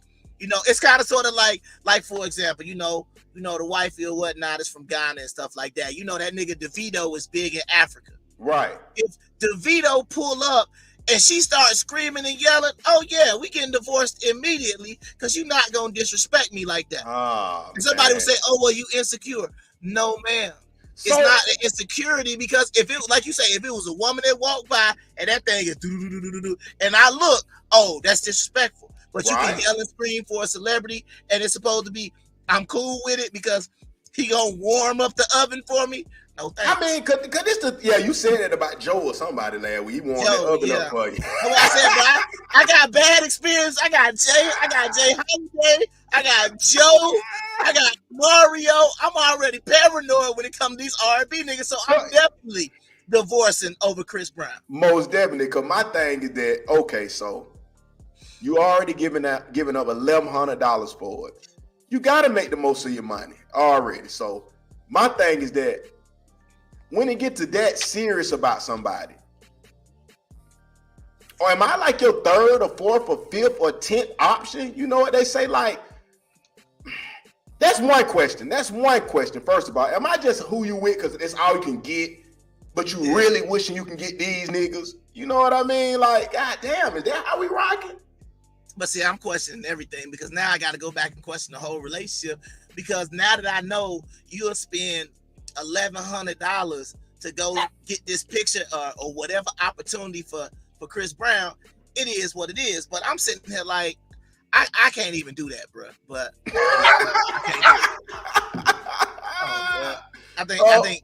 I think Sam need to go. I think we might need a little commercial break so I can go let this dude out, because he might need to go out. So man, once again, the W.O.R.S.E podcast is brought to you by the body oils. Call gas, you know what I mean? So maybe if you can't have the money like Chris Brown, maybe you can smell like him, or maybe a girl will come back if you get one of these body oils or creams or whatever.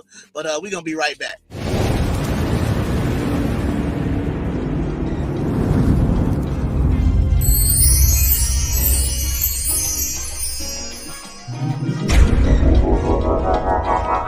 Instrumental style.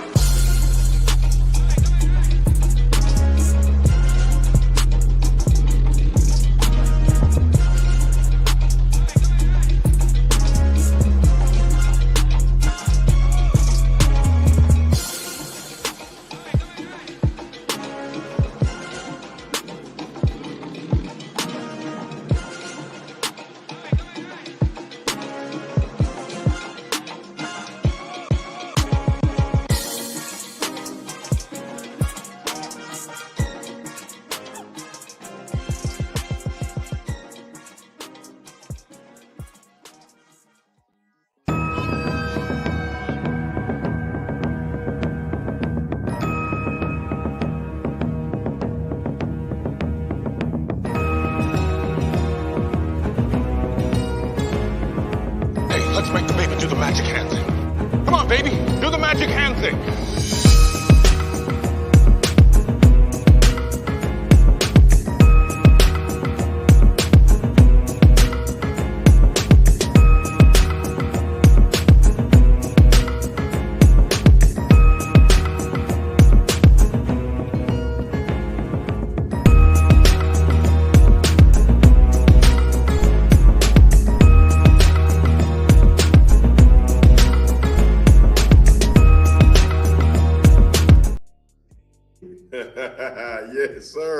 in that sports pick. Let's get it. But yeah, let's see what she got to say, man. Till my boy Generator get back. It looked like I was bending over, grabbing my ankles. But I would trade my ex for meeting Chris Brown 100 more times. So definitely really, really right there. Now look at what she said. I believe this is her 2-degree key. Educated men in society. This is what they always think. I paid with my money. The blank was insecure. If y'all wish it was y'all, just say that instead, projecting the F. I'll choose that to take this pick 1,001 more times. Now, let me pull this down for a minute. Since he got me solo, man, let me kick this shit about that Chris Breezy. Cause you know, we don't care nothing about pulling up on the stage solo like this, huh? But the situation it is. Chris Brown was basically like a stripper in the strip club. Unless you got A1 gang, you know what I'm saying? But yeah. But this nigga ain't thinking about nobody who just paid him $1,100. So he just grabbing the money like this. Put it in the stab. I put that up. Or however it's going digitally, whatever. Diggity like everything. But digitally, he just taking the bread. That nigga Chris Brown, bro, I'm telling him about that. How he diddly D, like Heavy D, but he digitally taking the bread. He is like a stripper in the strip club. That nigga don't care about the girls. He making you break up your house and everything, and he can't even remember who you is. That nigga out, bro, you took a picture of my girl, like, oh, nigga, 50,000 this. The hell is you talking about? Huh? Country. But that's what I'm trying to say. You gotta think about that. He got a 35-city tour. If it's just 100 people there, that's $100,000. That's $3.6 million just on the meet and greet, not the concert. Nothing. That's $3.6 million to break up your happy home. And what I'm trying to say is, and this is just the other thing that I gotta ask somebody: is it worth it? You got your. You can't say your fantasy because you probably want to do more than just hug them or take a picture. But you got it out your system. But you lost your relationship. Is it worth? That's the reason why I try to say when it comes to celebrities and stuff like that, you really got to try to weigh the importance of it. And what I'm saying is, if my wife was like, you know, hey, I want $1,000 to go see DeVito backstage, absolutely not. Right. Absolutely not. No, I mean, she said in the video what she just said was this, that she paid for it or whatever. Let me see. Hold on. She said she paid to take this pick 1,001 more times. They're projecting the F. My money. The blank was society. This is what they always think. I paid with my money. The blank was insecure. If y'all wish it was y'all, just say that instead, projecting the F. I'll choose that to take this pick 1,001 more times. Hold on. So see, that's what the nigga, the Godfather said. Shame's guilt, insult. Look, that's she said he gave. You want to take the picture with Chris? Bro, ain't no nigga saying nothing about no. Come on. I'm so sick of that gay shaming a man. Like, bro, a man can feel like he getting played, bro. That don't mean, come on, Sean. But I mean, but this is what I look at, like, at the end of the day, right? At the end of the day, I'm just gonna be honest. It just seemed childish to me. Like all the infatuation with celebrities, all the you know you don't pay $1,100 to take a picture. It's like this the thing. Like a lot of these celebrities be talking about all the stuff y'all want, they get it for free. Yeah, you understand what I'm saying? So guess what? Other celebrities, they take pictures with other celebrities. They not nobody. You ain't gonna see Michael Jackson then pay Chris Brown $1,100 to take a picture. Bro, let me tell this little story I just seen on the one of the other shows or whatever the other day. The boy Gene Deal, the one who snitching on Diddy, telling all his business. He was his bodyguard, right? Mm-hmm. Gene Deal. That's the one that's been telling all the stories about Diddy right now. What got him fucked up and hot and everything. But the nigga say him and Diddy used to get to arguing all the time. And Diddy be like, oh, retired, washed up and police nigga. He was like, bruh, you ain't nothing but a regular nigga with a little bit more money than me, bro. We all just regular niggas, bro. I got to watch, you got to watch. I got a car, you got a car. I got a house, you got a house. But but it made me think like, bro, that's that shit I do be saying, because I done been with females and shit. They be like, bro, you know what? I seen T.I. I was at this house. I be like, shout it, what is T.I.? What is, nigga, these niggas who grew up with us and everybody cool? Like, what? If you get a break for 100 million, we get it. But that don't make you no different person than when we was together, hanging in school. And you know what I'm saying? I'm just saying for any nigga from Future, Lil Baby, Rich Homie, Young, these regular niggas, it don't make you no different, bro. You know what I'm saying? And women don't get that sometimes, bro. That's what's funny to me. But what place does that hold? Like, what value does that hold? That's my question. None. As a man, if you dealing with a woman and she say, "Oh, you know, I got to chill with Chris Brown backstage," you are you impressed? Hell do you want to date her more? You know what I mean? Like, that's just what I'm trying to say. So you're really messing things up. You're really messing it up because a nigga with some being about himself really looking at you like a goofy. Because you like, bro, nigga, I might. You know how they had the regular niggas doing battle wars and shit with celebrities, bottle wars. And they be like, bro, if you geeking over him, you really ain't even on my level. Yeah, but that's just my point, though. I mean, I post this. The people who are like a part of these like groups, like, I mean, I'm gonna call it the Beehive, the Beehive and the Barbs and shit. All that, like, y'all are weird to me because you're an adult and you have an obsessive fascination with somebody who don't care nothing about you. Like, it just don't make no sense why it's such an obsession. Like, everybody kind of got people who they like, who they listen to, who they kind of deal with, but it's like, you know, hey, bud, you want to pay $10,000 to meet Usher? No. You want to bet $10,000 to meet Meg Thee Stallion? Nigga, hell no. No. Fuck wrong with you? I'm feel like you tried to fuck out me, nigga. Hell, I ain't get that bitch no ban or that nigga. You got me fucked I can just up. go. You know what I mean? To say I just go watch the W.O.R.S.E video. There's nothing I can see that the W.O.R.S.E video didn't. There's nothing missing. And now she got the sex tape. That's even better. I can see that little slow ass non-humping starfish sex. Like she laying on there like you were talking about that girl did. What, man? Oh, I see. I didn't. I was like, man, get your stupid looking ass up out of that bed. Wow, so I did not know Megan Thee Stallion had a sex tape. I'm gonna have to send that to you. She like this here, look. Nah, you don't gotta send it to me. I don't need it.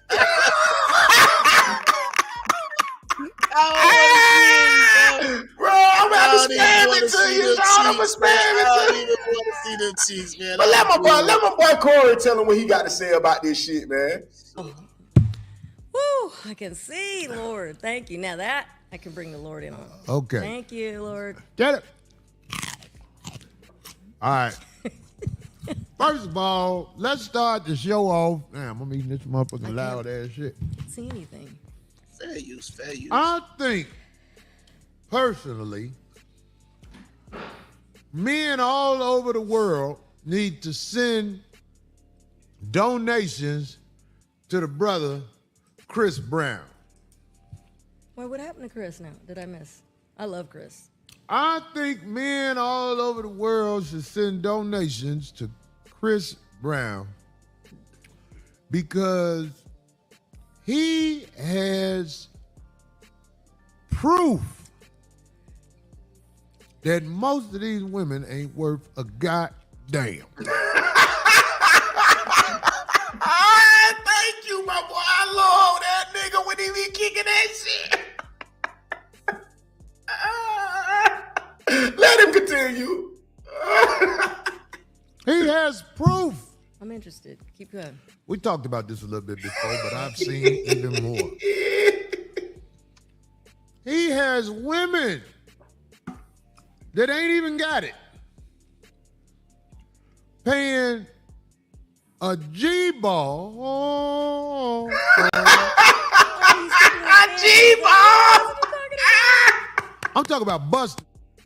They come up with a G-ball out of their little kids' child support money or wherever they getting it from. Hey, I just want to pause for a second, bro. That G-ball ain't just nothing to just be giving away right now.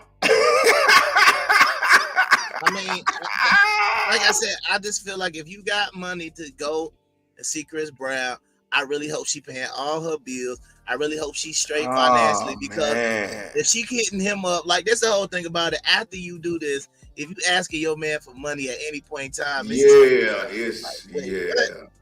ahead.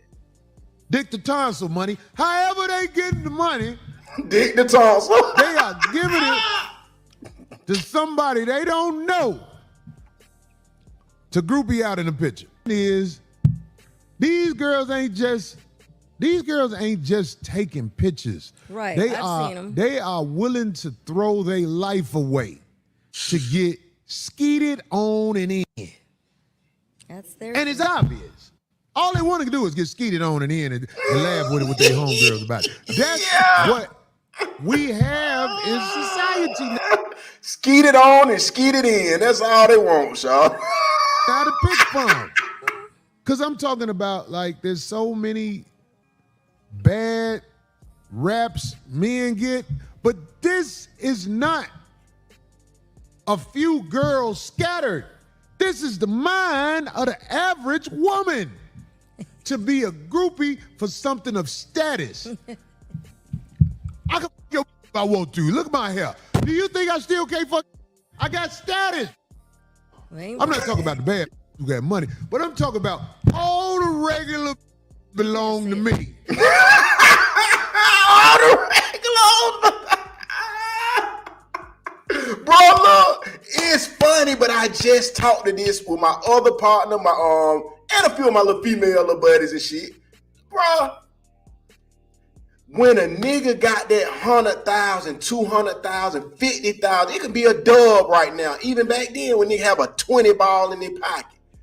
Bro, women are gonna treat you so much differently than when you waiting on, be like, well, I'm waiting Friday to get my check, I'm gonna be back. Bro, the respect level is just completely different. And I just seen this shit from coming out here from doing a 5-year federal sentence and came home in 2019 where I was used to the traditional women out here. I came back to a whole new experience to where when you up now. I still say that because everybody just want to get what they can get out you. But boy, if it ain't all peaches and cream, boy, them women ain't goddamn listen to shit you say. You gotta have that check. Let him go. Let him go. Them knuckleheads paying $1,100 to disrespect their family. I'm not even just talking about the man. To disrespect your family. Got your leg up in the picture. Got somebody groping you all like that. Don't even know you. Now get the fuck on, bitch. Their life. Get the fuck on, bitch. Get out my picture, ho. Okay, bye. And you done ruined your man. You don't give a fuck how he feel. You don't give a fuck how your man feel, bro. He ain't even supposed to feel shit because he's sassy if he feel like something.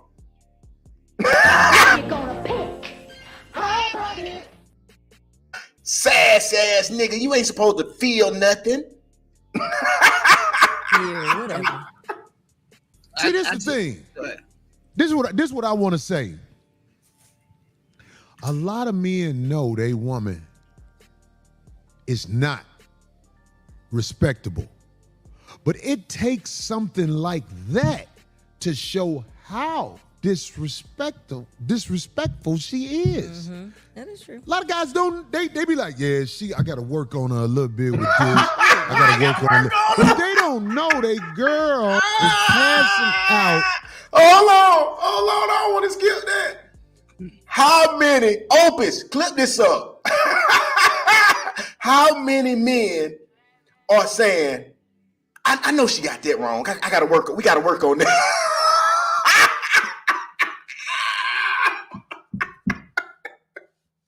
Boy, S-E-X,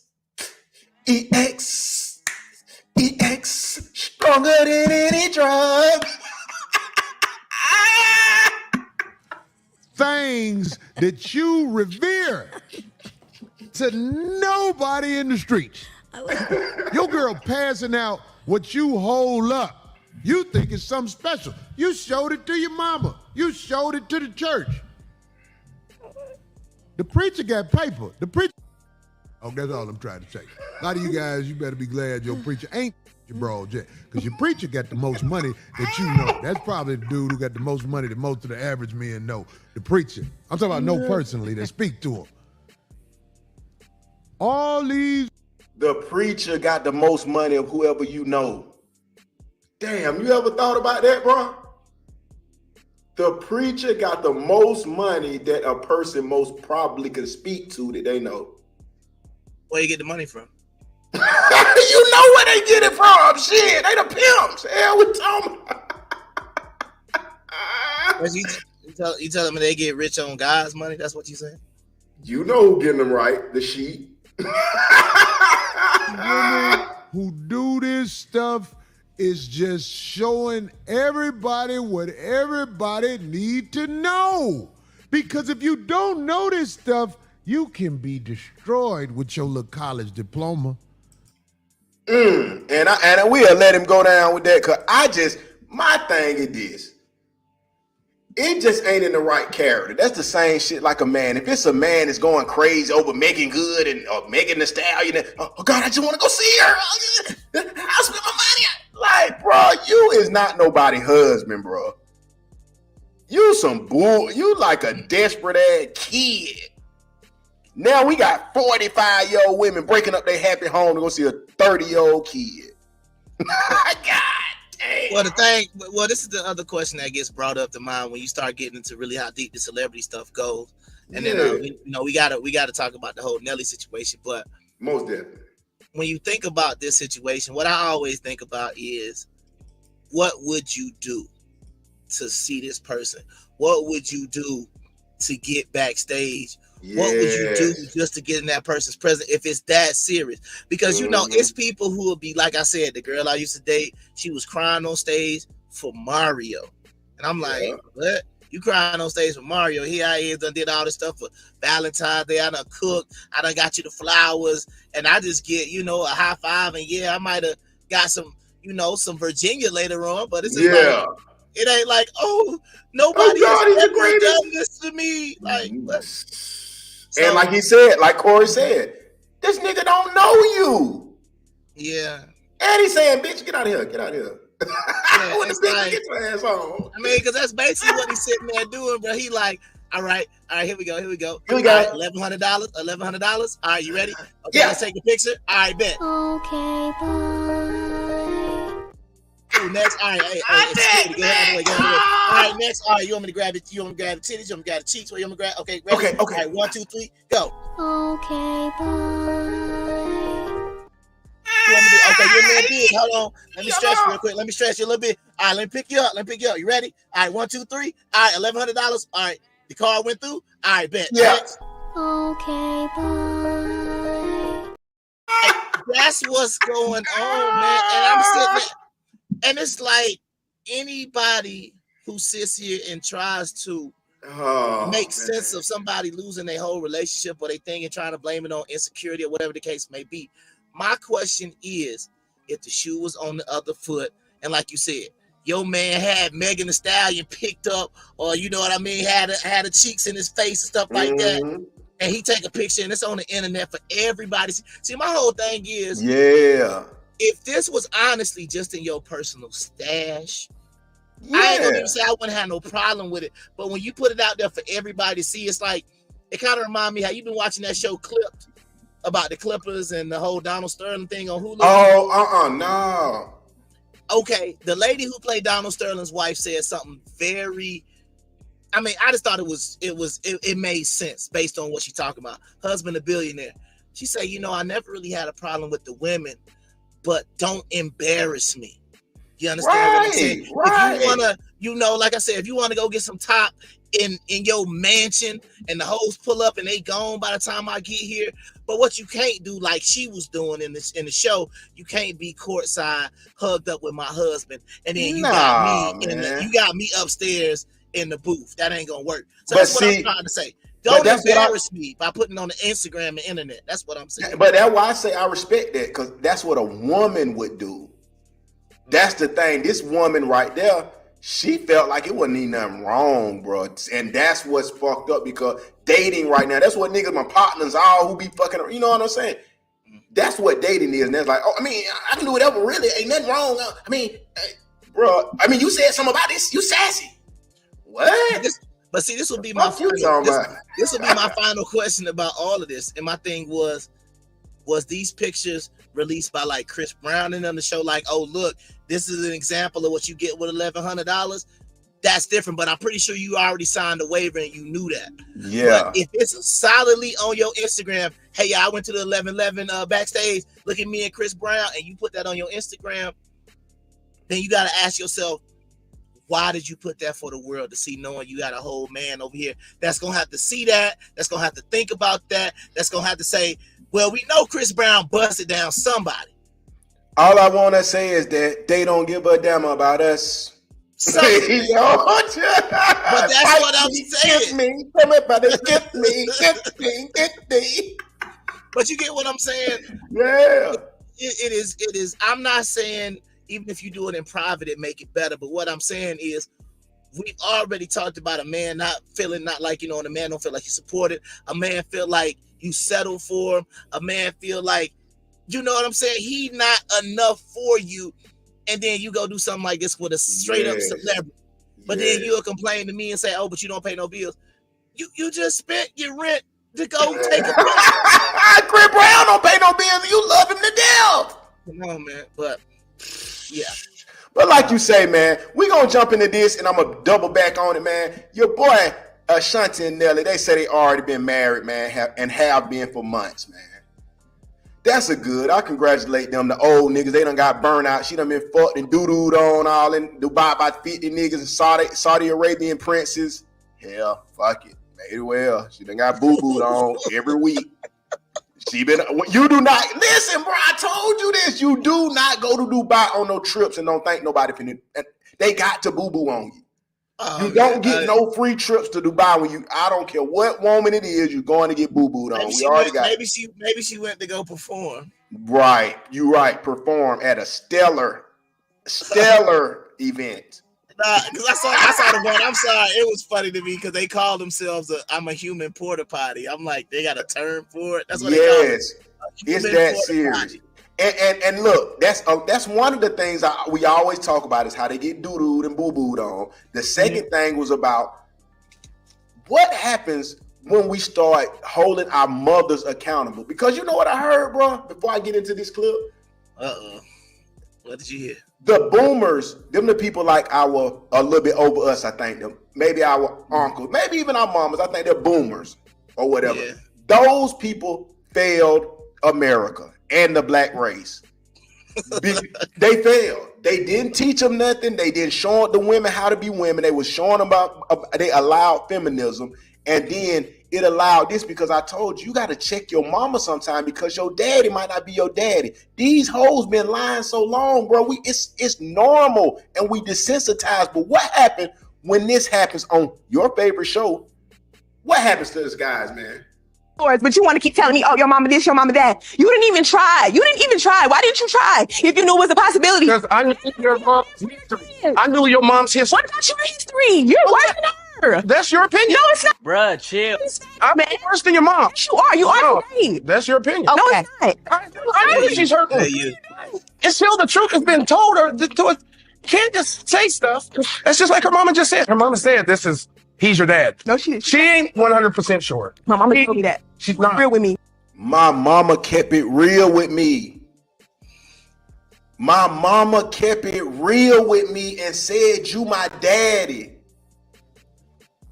Your mama kept it real.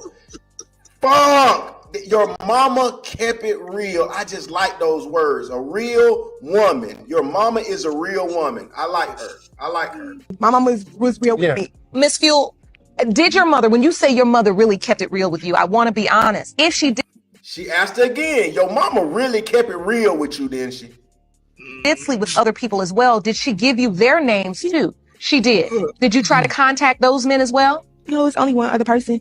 No way. This is what I need to ask you. Are you? Look, he telling her, boy, ain't no way that bitch was getting real. your mama get real. Here, hoping he's your father. I believe that he is, so I wouldn't be here because I feel like I'm carrying the shame. Mr. Burnett, you are not her father. Miss Fuel, are you all right? No, but I will be. But it does bring closure, and I really apologize. I'm sorry to both of y'all. Apology accepted. Apologize. I'm sorry. Oh, He even took care of the child. God. Oh my God, man. God damn, bro, that's mean. And look, and I'm talking about, and men are living with women, and that shit is happening, bro. Nigga ain't even assume. He was like, oh, I'm a kind of big guy, so yeah, that's my daughter. Bruh.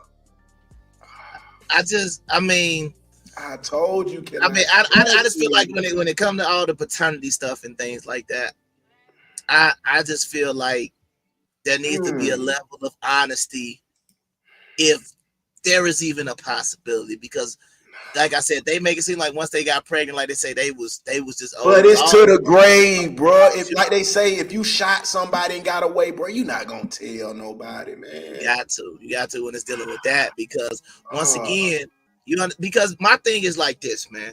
And you know, people got medical issues, people have problems. You know what I'm saying? You would hate for your kid. Now, this is the part that I know, but you can't trust it. Oh. Well, that's what I'm saying. But what I'm saying is, even from the mother perspective, because she know who she done let. It's like in the club, man. You know who you let in. Yeah, you know who you let in. You know what I'm saying? So what I'm saying is this. Let's say your child come out with medical problems and you done told this dude he the father when you know he's not. And then they go and say, okay, we need some marrow or your kid could die. And the father over there trying to get a marrow, they're like, sir, you're not a match. What you mean? I'm the father. And then your child could potentially die because we couldn't find the real father or the biological father in time, because the whole time you done lied to this dude about that. So that's what I'm trying to say. From a medical perspective, with all the different things that could possibly go wrong, this is something you shouldn't be playing with, because you can play potentially with your child's life when it can be life or death, and you done lied to this man. I mean, I wonder what. Go ahead. I wonder what are they thinking though? Are they saying they actually forgot they fucked the nigga? They ain't. I mean, like, damn, you fucking that. Like, I mean, and that's the double standard, because I'm telling you, a man could go fuck with 10 hoes in a week, but as a woman, how they saying it's equal? They doing the same shit, man. So now I wouldn't trust nobody to go lay and go in the hospital and say, "Oh, this is mine." Bro, it's just too much shit out here. Too many opportunities and this and that. And I say that because of this right here. If it wasn't this shit wouldn't be an explosion. And the population has struck again as disturbing clap statistics of the month of June has reached the media. And the numbers, absolutely freaky. Look at these numbers in the different versions of clap. This is what the hot girl summer / sneaky link culture gets you. Burning on fire. If y'all watch my last video, maybe that frequency extinguisher can put it out. Because them numbers make me see that there's paranormal activity that is going on. Even to mention, there's a new yeast clap that's going on too. Hold up, now that I'm thinking about it, a hot girl summer? It sounds about right. The numbers are gonna keep escalating because people think it's cool to jump from body to body. Just spreading the wildfire all over Texas. And if y'all never thought about a time to settle down, I think it's about that time, gang. I think it's about that time. 42,000 people with an STD diagnosed in Houston just last week, man. God damn. That shit hot. But that's what I'm trying to say, man. It's a lot of people out there being reckless, and I think, you know, I mean, like I said, it's done got cool to have sex. It's done got cool to be on Twitter. Nigga, I'm seeing, nigga, man, I don't know if you be on Facebook with the links and shit, bro. Them Twitter links they say, bro, it's regular house niggas at the house. And I'm like, bro, ain't no way everybody just fucking on tape like this. This shit done got, oh, man. Yeah, that's what I'm saying. It's wild out there, but I mean, if those statistics are listen for the week, the crazy thing about it is, but see, now this is the thing you gotta think about. It's 42,000 people that went and got tested. You understand what I'm saying? That ain't the people who ain't just still out there just nasty, don't even know. That means more than likely, you know, something was going on where you was like, yo, I need to go. Yeah, that's just showing they actually had to come get tested. And I'm like, bro. Ain't no telling what else is running out there. That's 42,000. That's a shitload of people in one city. God. And look, this is all I wanted to say with that and what's coming up next. We just bleeding through and passing through something. We're going to miss something. We got to catch y'all next week. Might have to do an early episode. Who knows? Because we got so much shit to talk about, man. This shit go crazy every week. But this is how... The thing from early is this, bro. We get the rich, the great looking, the fine, all them type of men, we get it. They're going to get a lot of play and this and that. We know that. Cool. We get it. But the thing is, bro, the women are getting with those. That's all they want is the ones at the very top, as they say, the elites. It's the 54% that are single and childless who are the regular men. That's what everyday looks like this. And this is what the side people don't see when they're like, oh, it ain't no good men. I don't know fucking everything. Yeah, you looking for the richest, finest, prettiest, good looking. Come on, man. But it's other people like this who really got themselves together. Or they working on themselves and like, damn, I just need a woman. But obviously you can't get a beautiful woman if it's like this. How important looks are and how much your appearance matters in this world. Human beings are naturally superficial. It's a part of our biology. It's ingrained in us. We can't help it. We are biased toward treating people who look good better. It's just the facts of life. The faster you realize this and the faster you accept this, the better off you will be in the long run. There are a lot of aspects about yourself that you can't change, but the ones that you can, change them as quickly as possible while you are still young and you have the energy, the flexibility, the agility, the time, and the resources to really work on yourself and your appearance. I agree. I don't know what you had to say, but I mean, I'm going to jump in there and say, hey, you got to take the chance. You got one shot. That's the song we be listening to. You got one shot, the chance to blow, like, work out. Work out, yeah, Eminem, work out young. Get yourself all the way together. Be the best you can be so you have a fair chance. You got to get I think a lot of people are like anywhere between 20 to 40 pounds away from like a whole entire new dating pool.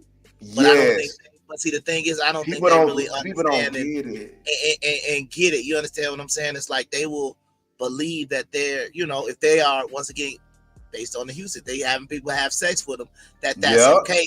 But once again, you're not thinking about, well, what are your long-term goals? Because like I said, if your goal is just to get stroked, then congratulations, you have reached your goal. But if you talk about marriage, kids, white picket fence and dog, and all you can do is go on Tinder and get somebody to come over late at night. But see, that's confusing. You saying something that people don't take in seriously. That's the thing. Like I see all these big fat ass girls, which I know some of them and shit too, big fat as hell, about 400 pounds. Or I'm taking lingerie shots and shit, cause they got 300 likes. Yeah, niggas who desperate and need some ass and they know your fat girl gonna suck that dick. Yeah, we know they gonna. Who ain't gonna do that? They know. Oh shit! The easiest thing I can fuck would be a big fat ass bitch. Yeah. We know that. That's what I'm like. But that's the thing. They will take that internet attention and make it apply to real life. Like, oh, look at this picture I posted. But then you ain't got no man, no husband, nobody, no significant other that you can depend on and rely on. Like I said, if you was on the side of the road, all them likes that you got on that picture, you on the side of the road. Nobody going to the extra mile to fuck with your ass. They ready to get you butt ass naked when they drunk. Right. But I'm saying, who's coming to change that tire without the promise of some extracurricular activity out? You goddamn right. And that's what I'm saying. For you to get online at 380 pounds with a nice shape, I guess you want to say, and think it's about you instead of just a nigga want to get that dick wet. I mean, like, no Diddy. But if you don't know that, bro, come on. We this old. You don't know. I mean, niggas love me. No, they don't. They just know you the easiest way to get off without having to jack.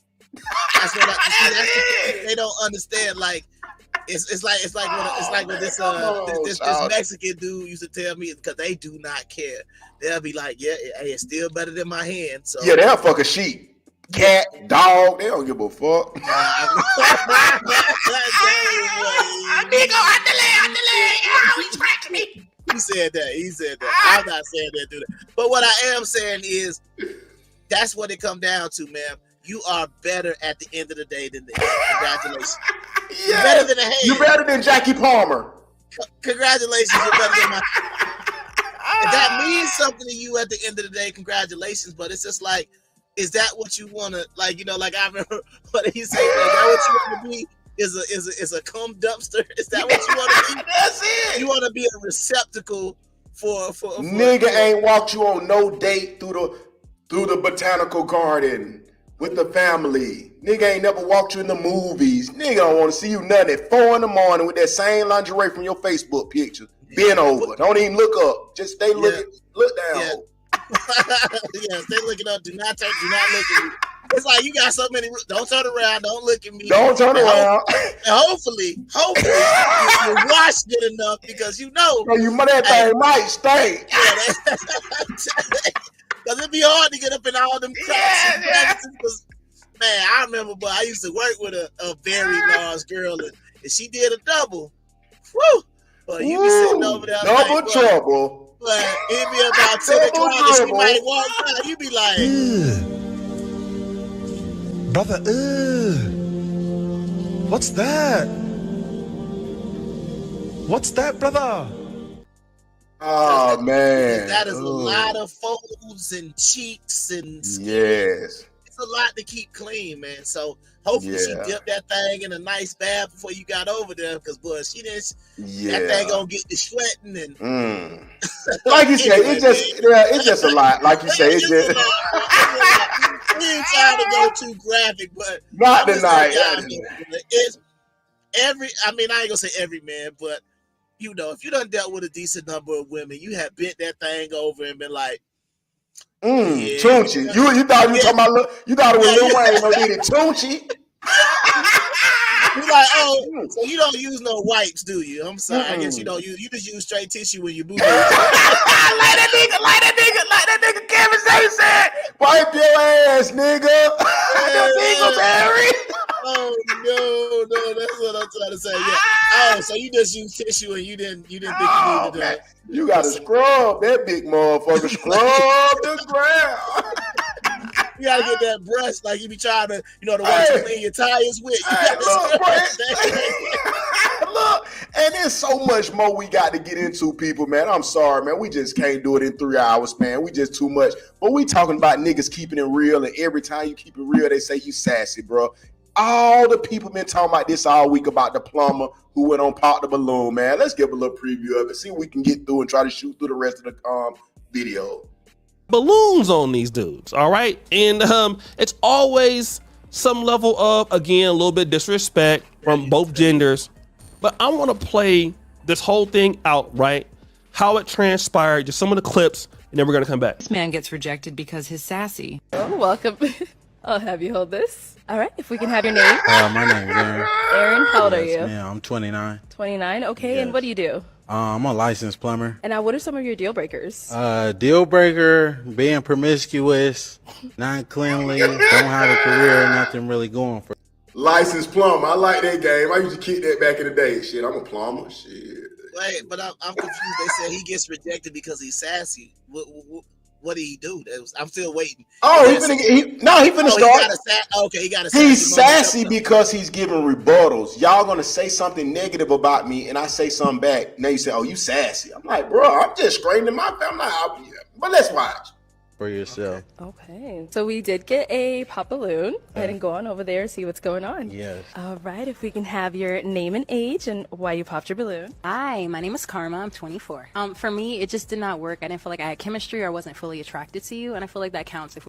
First of all, if she 24, god damn, that bitch look 44. Let's go. We're gonna be going through a dating show, you know? Yes, the feeling is definitely mutual. So that's okay. Thank you. Okay, but first thing, he just said the feeling mutual. You ain't your type, you ain't mine. Right, but see, my thing is, I guess I'm curious.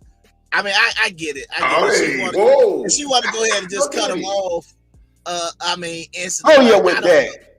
Yeah, I just say like, oh yeah, it just wasn't no attraction. There wasn't no like. Okay, this is my whole thing. And what was chemistry? You didn't meet each other. That was my whole point. She used the term chemistry. She just said, "Hey, look, he's just not my type." I get it, but she said there's no chemistry. Y'all ain't even spoke yet. Yeah, what did you? And he could be the perfect gentleman with all his bills paid, everything. He has a career. You ain't even thought about nothing. Right, but the second thing that's funny to me is, yo, what type of plumber is this dude? This dude is literally pulling the pipes. I'm like, yeah, using no cement. It's like, oh yeah, you got a leak. All right, I got it. There you go. That'll be $800. Absolutely. Yeah. I'm glad you have a great day. Thank you, Queen. You too. Okay. Well, let's go ahead. All right, we got to pop over here. Oh, they popping like a You bomb. can have your name and age and why you ended up popping your balloon. Hi, my name is Jara. I'm 22. Okay, and why did we end up popping our balloon? What you made didn't really. I like a more humble person. That's the one that responds. So just service. Yeah, that's really it. Look tender, man. Look goddamn sophisticated. She don't want no street nigga with tattoos and muscles. She want a goddamn. But hold on, it ain't even that. It's like she didn't like the way he responded. Like when I see these pop the balloon things, my question, I be thinking to myself, like, what do you want? So if a woman just say, "Oh, I think you trash," oh well, I appreciate that, baby. You just got such a beautiful spirit. But you just go to sit there and just keep letting them just kick. I don't know what you like. My thing is, he's not just going off on like, boy, you trash. Like, good. Yeah. It's like, all right, cool. I respect it. You know, hey, he calling him. I mean, the Queen. Queen party is technically a shot, but it's like, I get it. But what I'm saying is, it's like she's like, you know, I didn't like the way he respond. Like, how was he? Like, what's the proper response that to a bitch playing you? What's the response to a bitch? Before I even say, I just said my name, my age, and what I do. Boop. Yeah, we don't have no chemistry. We don't have no chemistry. I thought chemistry was something that came in after you got with somebody. Yeah. After you go out on a date, like, yeah, it wasn't ticking. But it's just like, I just come up to you, hey, how you doing? My name is blah, blah, blah, blah. But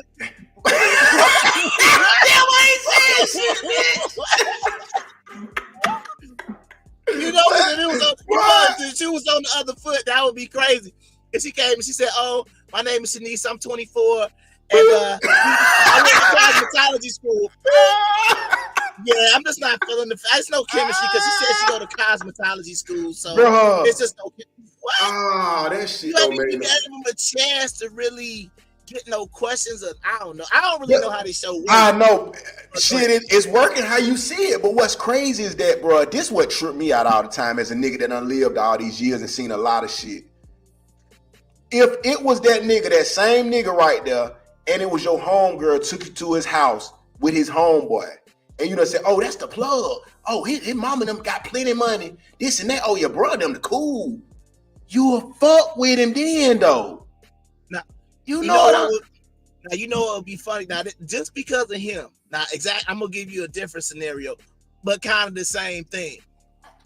If all these women here, they popped the balloon, then in the end he said, "Oh yeah, I'm just joking. I'm not a plumber.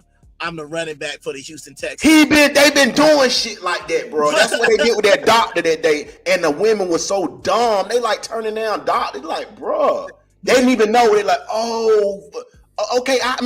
Bro, I'm like, y'all dumb. But that's what I'm trying to say. If you heard plumber boop and you popping the balloon, And then all of a sudden it's like, oh yeah, my bad. Yeah, I just got drafted to the Houston Texans first round. Yeah. So you ain't even looking at the nigga size. He might be a running back. Yeah, and then he could be like, yeah, I just signed a $5 million. I mean, a 5-year, $120 million contract or something crazy like that. So I appreciate it. It'll be just like them women where you see the ones where he hop into the court, he go holler at her, hey, I ain't interested. He go hop into the little Lamborghini or something like that. Yeah. Like, where you going? Hold on. My bad. I was just playing. Like they got that's gotta stop though. But see my whole thing is, and you might be able to explain it to the people who might be like me who don't understand it. Right. So if nobody pops the balloon, then what do they do? Ask questions, or how does it work? No, what happened on this actual episode, the last girl, I think she in the black, she gonna say that she didn't pop her, she gonna say, nah, it cool with me, woo. They get to talk for about 2 minutes or whatever. We say a few little questions. And be like, okay, well, y'all go. We can send y'all on y'all first date type shit. They gone. So she like, yeah, she good. But it come back up. They had an episode saying that she was a gold digger. It keep going. I didn't even want to get into that tonight, but let's just hear a little bit of his comebacks and shit. Cause that's the point for real though. It's like they ain't giving a man a chance to even be. I mean, you don't even like they said, you don't even like men no more. It's strictly about like, what's your job? What you make? If a nigga just a great man, he don't even stand a chance. A great man ain't even no good no more. You feel? Yeah. I didn't really necessarily like that's how you fine. responded. Hey, I could just all I can do is be honest. You know, yeah, be honest. All he can do is be honest. I'm sassy because I'm honest, and other niggas lying just because they want to stick their dick in your mouth. I mean, come on, no Diddy. Your authentic self. That's okay. To find a match. Sure. That wasn't matching. That's sure, all, Queen. I 100% understand. Yes, yeah. ma'am. Sure. And I was she someone that's your type? She all right, you know. You're not really my type. I don't mean to be disrespectful, you know, but if I seen you in public, I wouldn't reach out to you. Totally fine. Yes, ma'am. Thank you. He got that scope on. Who the fuck popped that balloon, bitch? Who did that shit? Like this person, I'd probably be like, oh, he was me. I don't like the way he responded, telling her he wouldn't see it. I feel like something like that. Like they gonna be like, oh, he was rude to her or something. I feel like that's gonna come down to fight. All right. Your name and age and why you ended up popping your balloon. Brianna, 26. My eyes are up here, baby. Are you looking at the tattoo? No, I'm looking at the hair on your arms. You know, women I deal with, they don't have hair on their. Don't do too much. Hey, I'm just being honest, Don't do Queen. too much. You know, I don't like that. That's all I was looking at. You trying to say if I'm looking at particular body parts? You just wasn't looking at my eyes. Well, I'm sorry. First of all, them things is already all the way down there anyway. Yes. But you got them out like look at the girl in the blue.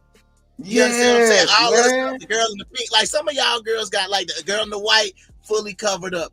You got to titty, then you got the nerve to be like, I'm up here. I'll be like, yeah, that's trash. I was trying to see whether them titties was gonna stop sagging, but I mean, talk about them hair on your arms because man, that trashy ass $20 Sheen outfit.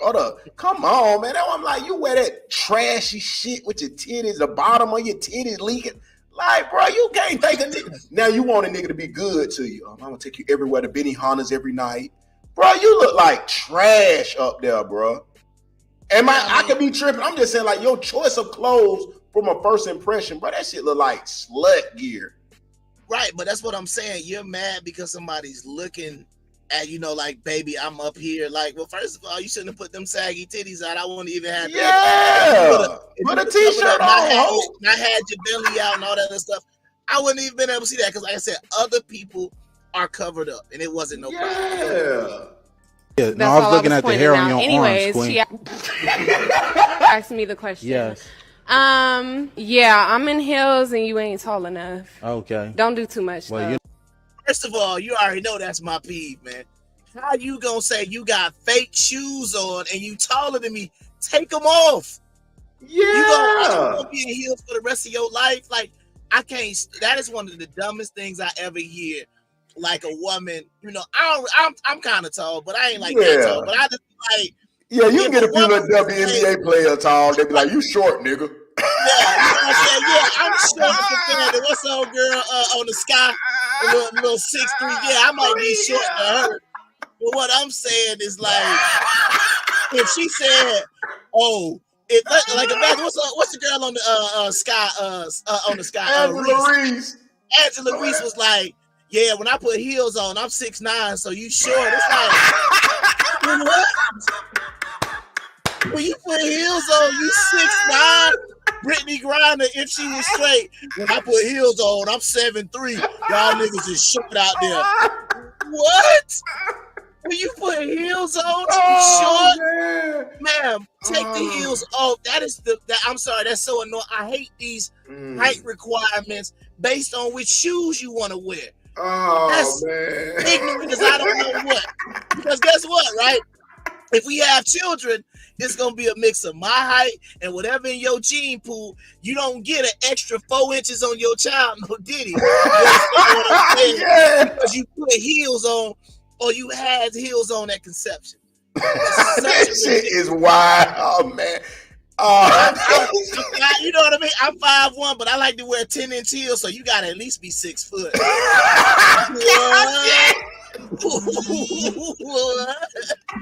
understand what I'm saying? You gotta be 6 foot because you want to put 10-inch heels on, and you 5'1". So the nigga gotta be 6 foot. He gotta be 6 foot. Now, see what I wish to do was say, like, bet, let me put some heels on too, and I would still be tight. No, what if I want to put heels on? That's all good. Let's move on. No. My name is Kayla. I'm 23. Originally, I was not gonna pop my balloon because They do got the heel shoes for the niggas on Temu though. Them goddamn heel shoes make nigga 3 inches short. They look like the polos. Low cut. No, they got the insole that stand up like that. You put it inside the shoe, so you about 3 inches, like you're on your tiptoes. I'm talking about the ones they be advertising on Facebook. They look like the little polo shoes. They say that, they tall. If you 5'8", you'll be like 5'11", 6 foot. That's why I'm like, man. But once again, hold on. But you know what would be crazy though? Yeah. Guarantee a woman would be mad if he took them shoes off and he was really 5'8" and not 6 foot. Yeah. But but it's okay for them to stipulate that I'm not gonna date nobody at that height. That's trash. Like they said, if a nigga put the makeup face on and like Michael B. Jordan, Idris. Bro, you got spray painted your abs on and stuff like that. Then you got in the style your shower, you got a belly, you got the airbrush abs on and everything. Airbrush face on, you don't even look like Michael B. Jordan no more. Yeah, then you go in the shower. You look like goddamn Beetlejuice. Come out looking like Forrest Whitaker, then they met. Oh, you lied to me. You put on the facade. What? I ain't spot with Forrest Whitaker. Anyway. No, a lot of them popped it because he was being, I guess, arrogant. But to me, I like my man that's not gonna sit in every girl's face and, complimenting them, Wait. This is hilarious. I want my man who not gonna sit in every girl's face, but you own a dating show where you gotta be in every girl. This shit is wild, but this is your generation. I'm just saying that's a really dumb thing to say. That's all I got. It's a really dumb thing to say. You're on this show. It's a lot of dumb shit. So I didn't find that offensive to me, but I'm very I don't want to say I'm argumentative, but I don't want my man to argue back with me because then I feel like it's gonna always be a problem. That was the only reason why I popped my balloon. Hey man, I don't know if you were trying to pause it too. That's the new thing. That's the new thing, bruh. You can't even argue back with the woman. They have to. This is even if she telling you, hey, we're gonna go left and just run off the bridge and die. You can't even straighten the woman and say, shawty, the road is on the right. Oh, you sassy, nigga. The fuck are we talking about? This shit. This is a thing for me, bro. And I promise you, once again, you know what I mean? Shout out to the Glow for 3 weeks in a row. But what I'm saying, yes, sir. Yes, sir. The Dragon Glow. What I'm saying is, bro, ever since I simplified it, bro, I'm telling you, bro, ever since I done simplified it, it's like I said, it's like the Karate Kid, man. Wax on, bro. It has worked for me for like the past 2 weeks. I just basically said, hey, look, this is what I expect and this is what I require. If you don't do it, I'm not gonna even say nothing about it. But then I'm gonna do the same thing. Hey, you think you can send me a little something? Hey, man, I don't feel well. I don't feel well enough to send you no bread. You understand what I'm saying? Don't ask me for nothing if you know you're not fitting my requirements. You understand what I'm saying? Reciprocate. Right. So I'm not even complaining. I'm not gonna argue with nobody no more. I'm not gonna even get upset. I'm just gonna sit there and say, "Oh, you're not gonna do nothing." I could do the same thing, but I put my feet up and be like, "Oh man, it's so hard out here. I gotta." We'll sit here bored and mad like a motherfucker. Then, bro, I gotta go drive DoorDash. I'll be like, bro, I got so much other stuff I can be doing. You know what? I'll just do another podcast today. You know what? I'll just go break down some more of our old podcasts and make some more. You know what? I'll start writing this book and finish. I got so much other stuff I'm telling you about than just sitting there trying to argue with somebody who is making it very clear they don't want to. Or sitting there trying to please you and you ain't pleasing me. Shit, it is what it is. Don't match the girl energy. I ain't matching no energy, bitch. You got to do certain shit though. It is what it is. What I'm saying is, fuck you talking about? That's all I said. You got to clock in for me now. It is no more free rides. If you not clocking in, you don't get no check. Period. Oh, you know what I'm saying? It is what it is. I'd be like, so you clock in. If you need, you go to your job. And they give you requirements of what's necessary to get your check. Everybody know I'm in the truck. Mean I gotta follow the speed limit. Mean I got hours of service I gotta deal with. Means I got all the road regulations, weight regulations. I can't just be out here reckless. That's what they say. You gotta do all these things to get your check. I can't be like, no, hell no, bro. Put 400,000 pounds on this truck, bro. I'm gonna haul it. Yeah, bro, ain't no way. They say. Yeah, but after them weight require, I'm not doing that. So I'm saying you got to treat me the exact same way. If you're not swiping that card and clocking in for me, we good. I just put it like, you know what? It's the same way an employee do. You just on extended leave without pay. Yeah. So when you not clocking in, oh, but she must need some time off. That's fine. Cause see, look, because the time running short. So that's why I want to say this. Okay. When all goes bad, we got to remember the Vivica Foxes, the Taraji P. Hensons, the Ebony K. Williams, the Tia Mowrys. We have to remember them because they were pretty decent looking, pretty women and shit. But after a certain point, nobody wants you. People don't want old and used and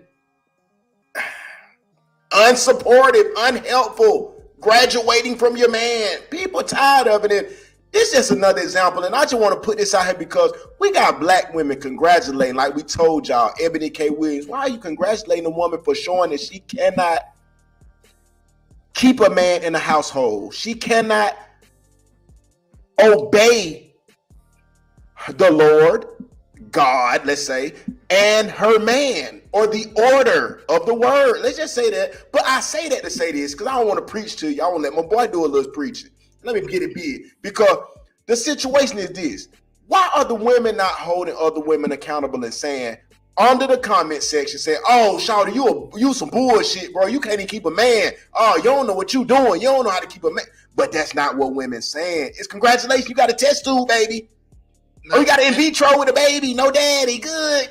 Like, what the fuck? See, this is the way I look at it, man. This was something that I was even going to try to say, man, we could do a challenge across the country. Man, we got to stop giving that sperm up, period. If these women in these certain situations, and they go to the GT community too, I don't care. If you and your partner cannot make it with just the two of y'all rubbing carpet together, that you don't get a baby. Everything, no babies for you. Period. Point blank. Bottom line. I ain't gonna go into adoption or nothing like that. But you talking about carrying something that your partner cannot give you. The same way with the women with the in vitro, or like you say, the Ebony K. The brat, and Big Booty Judy. It shouldn't be no options for y'all to skip nature's process. Being a wife I'm gonna say that, being a wife to a man before you have a child. Stop trying to skip the process of what the word says, bro. Y'all trying to, come on, bro. We straight devilish. Come on, why y'all ain't telling the girl? Why you giving the scriptures under her comments? Come on, man. See, that's what I'm trying to say. I don't like the fact that people, like you said, you're trying to avoid the natural process. And you say, oh, well, I don't deal with men, but I'm going to go take the seed of a man and get it implanted in you, but you don't Why like you men. want the man's sperm? You see what I'm saying? So it's like, if you're not willing to do what is required, because at the end of the day, you are removing your child will never have a father. Period. Never have. Because you don't want to listen. Because you don't want to listen to a man's lead. That's what it's all about, bro. Let's stop bullshit. You don't want to listen to a man's lead to the point that you being a single mom, you leaving every dude you with or making them an excuse, or you being a sorry ass woman and a nigga leaving you and cheating on your ass. Yeah. Even the good niggas, they can't take you being a piece of shit for too long. Nigga like, man, that bitch garbage. Yeah, I think everything need to be like the movie She Hate Me. You understand what I'm saying? Yeah. Like, it need to be like that. I'm Like, gonna have to look at that. I don't even think I seen it. I need to see that. That was one of what's my man, New Captain America. I forget his name, the black dude. But he was in it. Oh, yeah. I forgot his. I don't know why I can't think of his name, but everybody know. Whoever played Captain America, the black dude who played Falcon in the Marvel stuff. He was on the what's the carbon thing on Netflix. I should know his name, but anyway. He a good actor. Anthony Mackie. Oh yeah, Anthony Mackie. That's his name. Yeah. So what I'm saying is, instead of just going to some random laboratory, instead of going to some random place like She Hate Me, you got to go ahead and get stroked, and you got to get stroked. You understand what I'm saying? Like, it's got to happen in a natural way. You come in here trying to get in vitro, you got to come get with goddamn Mandingo. Absolutely. He got to hit you for goddamn 30 minutes with that 11, 12 inches. Come on. Oh, you ain't running for no man. But that's what I'm saying. But in the movie, that's what happened. So She Hate Me. That to me, because at least if the opportunity is ever there for the father to be present, and then, like I said, so we can at least get to the natural process. I'm not saying the movie and stuff like that is even realistic or whatever, but what I'm saying is, when you go to that clinic, you are canceling out the opportunity ever. For a father. But what I'm saying is, with Anthony Mackie, he was down on his luck, like, shoot, I sell this seed. So all of a sudden, all the G's, all the gay women was coming over there like, oh, he started banging basketball players and everything. But they had to get that work. It wasn't I gotta check that out. You gotta watch it. She Hate Me is a great movie, so you gotta check it out. I gotta check it out. It's got your girl from Scandal in it, whatever the little Kerry Washington. Kerry Washington, she in there. Oh, I gotta check that out. She can get it too. Yeah, but that's all it is. So, but it's about a good 5 minutes of them G's over there. He just running through the whole WNBA at a point. But man, I gotta check that out. Hold on, me, man. Check it out. She Hate Me. We gotta check it out. Let Corey Holcomb try to end. Let him just say his 2 cents right quick. It ain't gonna kill it out. About a little minute. Bitch said she won't date a bus driver, but had to have a baby artificially put in her pussy. What the fuck is wrong with this bitch? That is insanity if you ever saw it. I'm talking about cuckoo. She had to buy a family and have it put in. That ain't cheap. Man, listen, man, these are the women we got to choose from out here. She's supposed to be elite. Only elite to a fool. That's why she don't have a fool. She don't have one. Now that's really a pop-up baby right there. Instead of letting the bus driver dick you down when he get off work, you would rather have something slid in you. She has information on who was the donor. Because you can look at the bitch and tell she want to pick through what babies she want, but she don't want the responsibility that God gave her to be a woman of substance. She's a woman who accepts substance in her sack so she could skeet out a creature in a few months. Yeah, no.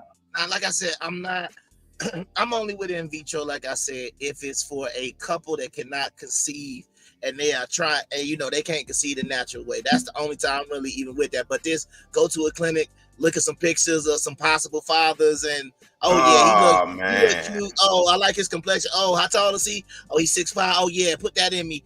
That's weird. And I'm saying for you to say, but you heard what he said. she is considered an elite catch. Right, but this is the point though, right? You can't do that in the dating pool, but you can do that with a sperm donor. Yes, that's the crazy part. You can't do it when you out here in the world and you say, okay, I don't like this man. Oh, but I like him. But when it comes time to actually like create life, you like, oh, well, let me see the pictures. It's got to be all about the physical and whatever his attributes say, because you ain't gonna know nothing about him. Oh, this guy, he got a PhD and he's 6'5". Oh yeah, give me. It's like going to a restaurant. Yeah, but and they don't. She was saying she couldn't even find nobody black and this and that. She was chasing around, so she don't know if she got a junkie. She don't know if she got a junkie or whatever. Man, come on, man. All you gotta do is think about this, and there's no disrespect if you done did this, but my question to these whole fucking junkies. Go ahead. What type of men do you believe? Number one, are pressed for money that bad to go in a fucking sperm bank? They gonna go skeet in a cup. I'm talking about you gotta be down bad. These can't be elite men, is what I'm trying to say. Or perverted. You gotta be perverted. Like you want to have some babies by folks when they come get me. Oh, J5. That's what I'm saying. Like, think about that. But you get what I'm saying? If you think about that, like, you gotta even like this is my whole thing.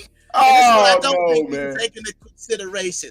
Well, you gotta have it. Like, you gotta have this conversation about how you got here. Well, your father skeeted in the cup for about $75, and man. You know, I was getting about the age where I couldn't probably, you know, I was getting up there in the years, so I decided to go to a clinic, and I picked them out of a list of people, and you know, they like I said, they put the implanted. They just tell them it's some bullshit. Just tell him it's some bullshit. That's what I'm trying to say. I couldn't be a woman to no man enough to be obedient enough for him to fuck with me and love me and have a child by me. I had to go get a fucking test tube. Come on. But when your child asks you about my daddy and how you got here, you got to tell him that your daddy skeeted in the cup for like $50.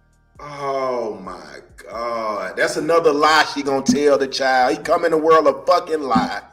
Come on, this is what I mean. If you ain't proud of what you're doing, bro, stop doing it, bro. If you can't tell the truth about it, stop fucking old women. Stop fucking little bitty boys, then get ashamed when a grown man asks you about it. Be like, oh, damn, you that bad? You that desperate? Old niggas, stop fucking little girls if you get mad when a nigga say you're a predator. You know what I'm saying? I mean, and I'm living this shit, bro. I be checking these older hoes, telling them, man, quit fucking with little bitty boy. Y'all 40, fucking 19-year-old kids and shit. Man, get the fuck on. That's desperate shit, man. Get your goddamn life together, man. Y'all some fucking bombs, man. For real, y'all. But let me get it back on track and let my boy T.I. kind of give us a little icing before we get too deep. Because this is what he said, some soulmates. Some of these folks believing in soulmates. Maybe so, maybe not. This is what Mike got them fucking 20-year-old niggas and 20-year-old girls. Sometimes your soulmate could be slapping you in your face, but your own idea goddamn T.I., where you going, baby? Sometimes your soulmate could be slapping you in your face, but your own idea. Well, let's talk about this. Do you think you could demonstrate right here, right now, how fast these sexual predators will show up in a chat room? Yeah. Fire your computer up. Let's do it. I'm recording, so now I'm just going to say, hi, who wants to chat? And I named myself Ashley Female New Jersey, 13 Female New Jersey. Let's see how many private messages come in. 3. It's been like 10 seconds. Yep, hey, want to fool around? Hey, how old are you? Oh, he's 47. 47 years old in a teen chat room. He says he's okay. I said, are you okay with my age? He says, yes, there's one guy here who is 47 years old, less than a minute, who wants to talk to a child in a teen chat. And I only said hi in the chat room, nothing else. Holy shit. I just want to know what's the difference from doing that and fucking these young ass niggas with these old ass cougar, fucking these little bitty boy. Cause no nigga don't want to take in the shit they done did, all that baggage they done presented. This shit sad. And nobody don't like to see the truth. That's why we like to present the truth around here. That shit hurt. You an old woman talking about you can catch any nigga and all that. You fucking little bitty kids, man. And the man too. These men, it was 2 niggas. Worldwide, we got to put them out there. Unfortunately, Boomer, running back. Douglas County from Tiger Cub. He was amazing running back. This nigga in jail for life. Fucking a 15-year-old, 14, 13-year-old child. That's his stepdaughter. And his mama, for punishment, he telling her she got to suck him off. This is insane. Chaz, Polo little brother, messing with his girl's daughter or something, 13, 14, 30 fucking years in prison. Come on, man. And I just feel the same with these women, man. They 39, 40 with 4, 5 kids looking crazy. Nobody want them, so now they got to date niggas who 20, 19. Man, you the same to me, bro. Get them whole 40 years. Get them whole 40 fucking years in prison for fucking nigga sons and shit, nigga. Oh, I don't got no respect for that pedophile shit. Niggas scared. That shit like some sucker shit. You can't tell me you no boss, no big dog.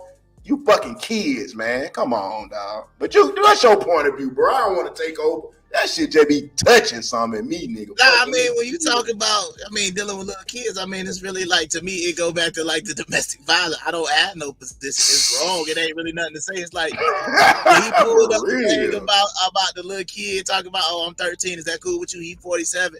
He out of there at that point. Like, I don't even know what we talk about at that point. And that's them niggas who, bro, they just so, like I say, like Buddy who we pulled up in the pitch, he's unattractive, he's chubby, it doesn't, he like, damn, can somebody give me some pussy? Let me see what this is real quick, then we gonna go ahead and go. You niggas scare me sometimes. Y'all really do. I'm dressed like this. An oversized shirt, hat, shorts. Niggas is still hollering, like, what's good with y'all? Yo, it just happened again. Like, I'm scared. Like, what the fuck? I'm not. Well, I think that's one thing that she's missing. It is. She's still a woman. It is. She's still a woman. So my whole point is, if men is complaining about the makeup, we complaining about the stuff they wear, and then you out here looking relaxed and chill, no makeup. And everybody wants you. Come on, man. I don't. Problem solved. But they say stud. She not. Niggas scare me sometimes. Let me fool, like, you understand what I'm saying? The stud. Nah, she said. Well, it was a play on words because they were saying that, and they were saying niggas are gay if they like her. Like what, bro? What is we talking about, man? Nah, I remember like that one girl. I forget who she was, but she was on Instagram. I just remember she was supposed to be some stud, but she kept posting the pictures with the little suits on and the titty meat hanging out. And I was like, you gonna get your ass hit.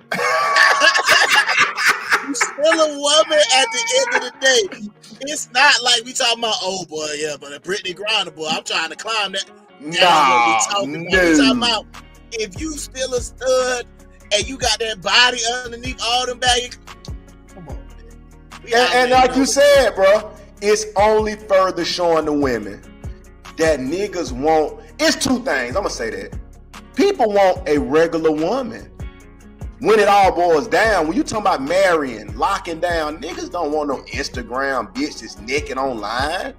They don't even want you if you regular naked online. Niggas just want a regular woman. So you got a better chance to catch you a man if you were dressed down. Take the lashes off. Take the nails off. Take the hair off. Just walk and be normal. Niggas remember normal. The young niggas don't. Yeah, you want to fuck a 20-year-old? Hell no, you got to go get your lashes and fat ass. They don't know no better. But a grown man, bro, we don't want that shit. Niggas like regular females, bro. And then that's the thing, too. A nigga know if you ain't got all that fucking hair hat, if you ain't got that hair hat on and the lashes, I know she low maintenance probably. I ain't even got to come into it spending no $2,500 on the first date. Bro, she might take a coffee date. She looks like a down-to-earth girl. I'd rather down-to-earth. Yeah. What man ain't gonna take down-to-earth natural beauty over a damn woman they can't tell if she in the T's and the G's? because her eyelashes so goddamn long. You don't even know if it's a T or a G. Got 8 layers of makeup on. 8 layers of makeup. Michael B. Jordan face. Beyonce face on Rasputia. That's what I'm saying. Beyonce face and you wipe it off his Rasputia. God damn. Come on, man. But no, that's just what I'm trying to say. I think at the end of the day, man, that was a crazy last clip, because I think the women need to understand, like, if you think that he's going, or the men are going for her because they're attracted to men, that's insane. What they're really attracted to is a woman who actually probably walking out there like she don't care, but she probably trying to catch a woman anyway. But you know what time it is, man. We got to be out, man. I've been the Kung Fu Hebrew. That's been my boy, that boy Birdie, man. We'll see y'all back next Friday at 8 p.m. for the W.O.R.S.E podcast.